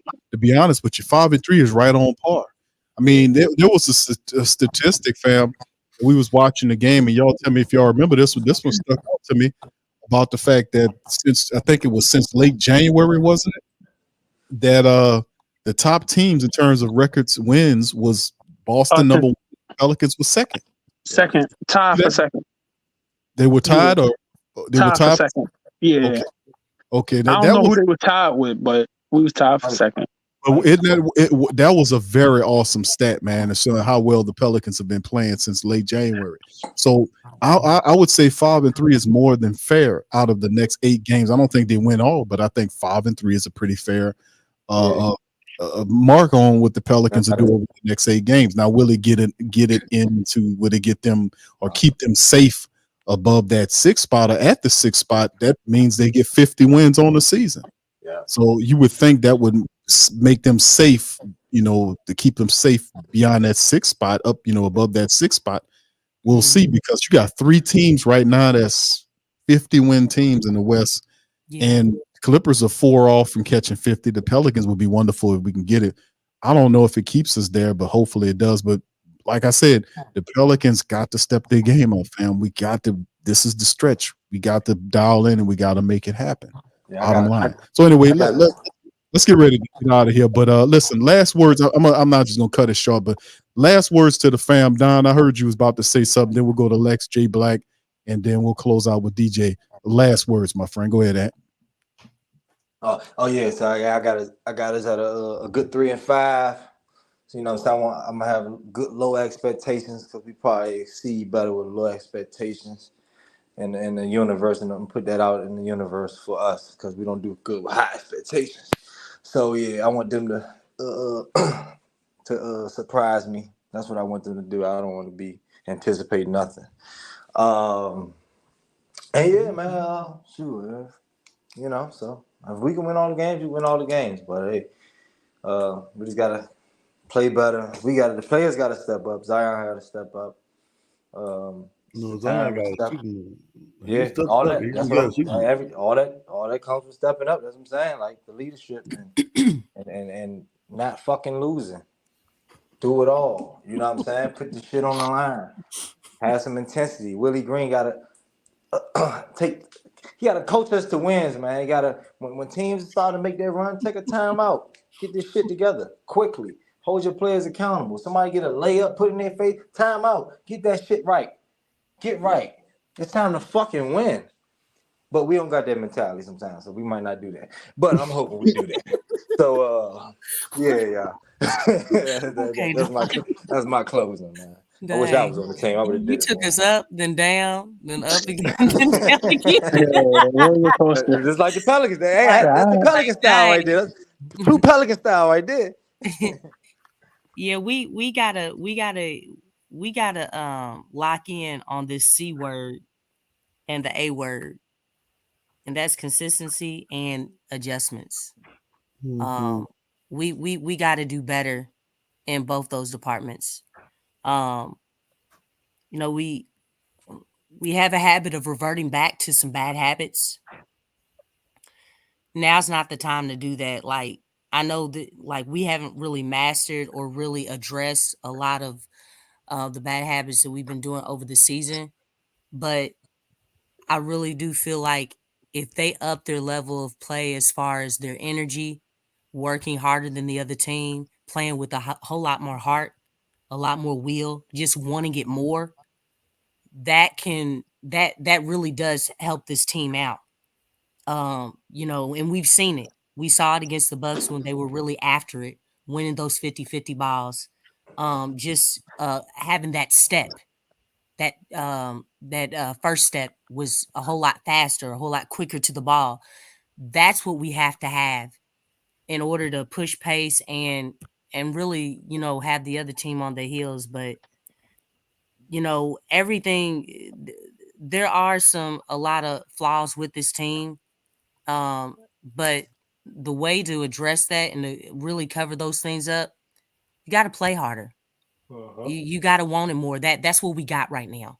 That's what we can control. Those things you cannot measure. You can't see that stuff on the stat sheet. Like, you know, and other teams, they can't measure it either.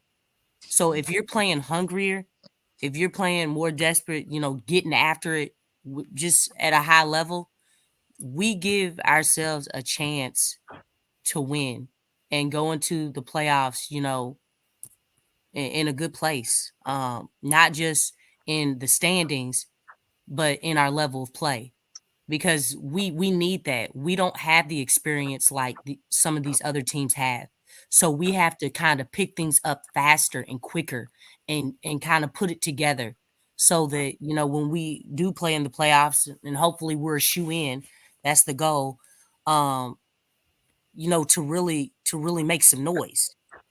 So, I mean, that's basically what has to, you know, get done. They have the ability to do it. We've seen it. But again, that C word and that A word have to be on point as well.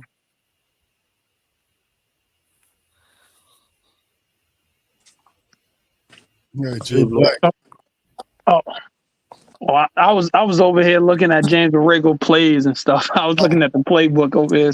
I was all zoned out. But see, I think now if we go 3-5, I don't. That's crazy. If we go 3-5 or 2-6, that'd be even worse. But I see us. I see us win a lot of the games, but I think we're gonna have a you know one of them hiccups, and then we're gonna say fire Willie again. So and I think we're just gonna do this again. We're gonna do the same song and dance again. We gonna keep seeing his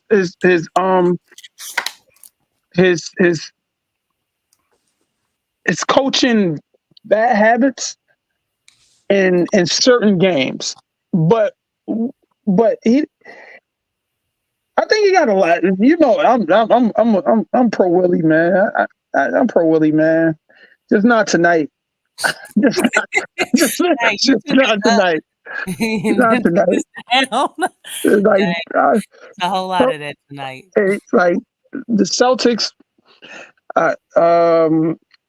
This would be a hard team. I really feel like that's a championship team that we need to play against. The Suns don't feel like it's a championship team. They don't. I might be underselling them. They might show me something. They might come together and just go on the history. They don't seem like a championship team. I feel like we're better than them. They probably can catch us when we don't have all our guys, but I still think we're better than them. I think we're gonna win this game. And I think the next Suns game they probably get us. I think it's 1-1. I'll probably win both of these joints, but the team that really give us problems is the Magic. I want to see what adjustments we come with against the Magic, because that'll tell me as much as I need to know about the coaching staff. The coaching staff makes adjustments against a lot of teams in second games, first games, but second games they have some to come out, but readjust after somebody adjusts with them. He was doing that against certain teams. I just think this team, the Celtics team, was like this was one of the teams that that Thunder game we had a chance to win. We lost that we was up 5. Oh man, don't even bring that up. Shit, I gotta bring it up because we wouldn't be in the shit that we in right now. You mean they gave the game to him? We get a game up. We couldn't score no points in the last 3 minutes. Last 3 minutes, they went on like a 12-0 run or something, or a 10-0 run, something like that. Cause we was up by 3 or 5. We was up by 5. Yeah, and we lost that game against them 7. So 12 point run. But I just think the way our record looks, like I think it's like 7-3 in the last 10 games. I think that's kind of how this might look. I don't really got much to say, man. We 7-3. No, not 7-3. 6-2, 5-3. That's where I'm landing at. If they do worse than that, man, I was wrong. Right? That's how I look at it. We'll see. We'll see. I definitely think we'll see. But what this will show us is that we're gonna have to make some changes in the offseason. When we get to the playoffs, it's gonna show us a lot. I see us going to the playoffs. I don't see much anything anybody could do, but I might be wrong. We'll see. All right, DJ, you the last man standing, brother. Oh, wait. Are you sure about that? That's it, bro. But Lex, bro, you forgot a word. It's called the E word. No, the E word. Oh, I'll play with an edge. Yeah, there we go. We gotta play with the edge. We gotta play with the edge. But now, I'm gonna pick it back up for Lex. I know that was a joking comment, but yeah, we actually have to play with the edge. We gotta go Brock Lesnar mode. I'm pretty sure CJ is going to make it his best to make it to the playoffs, to help this team make it to the playoffs, including on BI when he comes back, and as well as Zion if he keep doing what he doing. We already know the coach. Willie Green's gonna do what he wants to do. We just gonna have to deal with it and fight for her first team all defense. As well as that, my prediction is no other than either 5-2 or 5-3. Other than that, I mean, like I say, the CJ as a vet, he's gonna make it his number one goal to make it to the playoffs. So with that being said, shout out to DC because I know he's not in here. I know he's watching. We all miss you, DC. So good luck with your peoples and your movie because I haven't seen your movie yet. But with that being said, if anybody talk about our Pelicans, as we went through the Solomon Hills and Dante Cunningham and Tyreek Evans and all that good stuff, you tell them. And the New Orleans Pelicans had to get the flock out of here and go flock it. So, Shout out Herb Jones, man. Proud of him. All right. Yeah, Jessica asked about DC. Yeah, DC, I talk to DC, call me every day. And DC is spending time, like I said, he got family stuff going on. So he listens. He tells me he listens every morning. So yeah, he listening, fam. I mean, the movie stuff is kind of hard on him right now. So he getting that together. He got family stuff on. So he's doing his thing. So he'll be back pretty soon. So all right. So anyway, with that being said, we're gonna get out on that. Appreciate you guys for tuning in on this episode of the show. We'll return on Monday afternoon, man, and we'll talk more about more Pelicans. It's gonna be interesting. We got the Suns coming up next, fam. So we gonna get that dub. Much love to the fam. I'll holler at y'all on the flip side. Much love. Go Pels. Go Pels. Go Pels. Show us the edge, the chip on the shoulders, the fight and the passion that comes from within. Whoa. Try to win on every level, yeah. Expectations high, gotta show 'em you can fly. Play harder, better, smarter, baby. Put the league on notice. Show me the edge, play with the edge, show me the edge, play with the edge, show me the edge, show me the edge, yeah. Whoa, done seen the walk of shame enough. Wanna see the walk of winning, time to come up and bring out the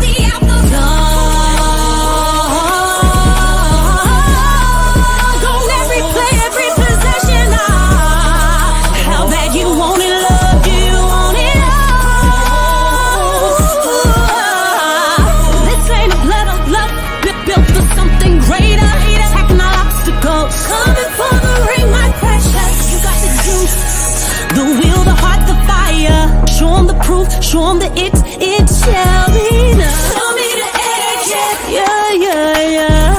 Play with the edge, show me the edge,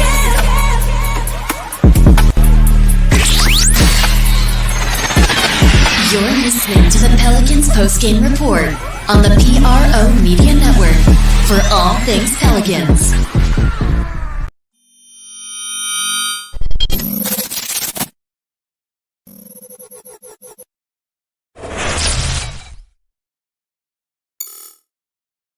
That's right, the Pro Shop is the platform store where you can go and buy all the latest merch to support the platform. Available at the Pro Shops, we have dozens of hundreds of products available for you and your family. Unisex tees for men and women, hoodies and sweatshirts, tank tops, kids and baby items, long sleeve tees, mugs, pillows, wall art, bath bedding, face masks, phone cases, stickers, bags, fanny packs, socks, hats, and many other items. Please feel free to check out the Pro Shops. The link is in the description section below. And remember, it helps the platform continue to grow. Check out the Pro Shop and Who That too.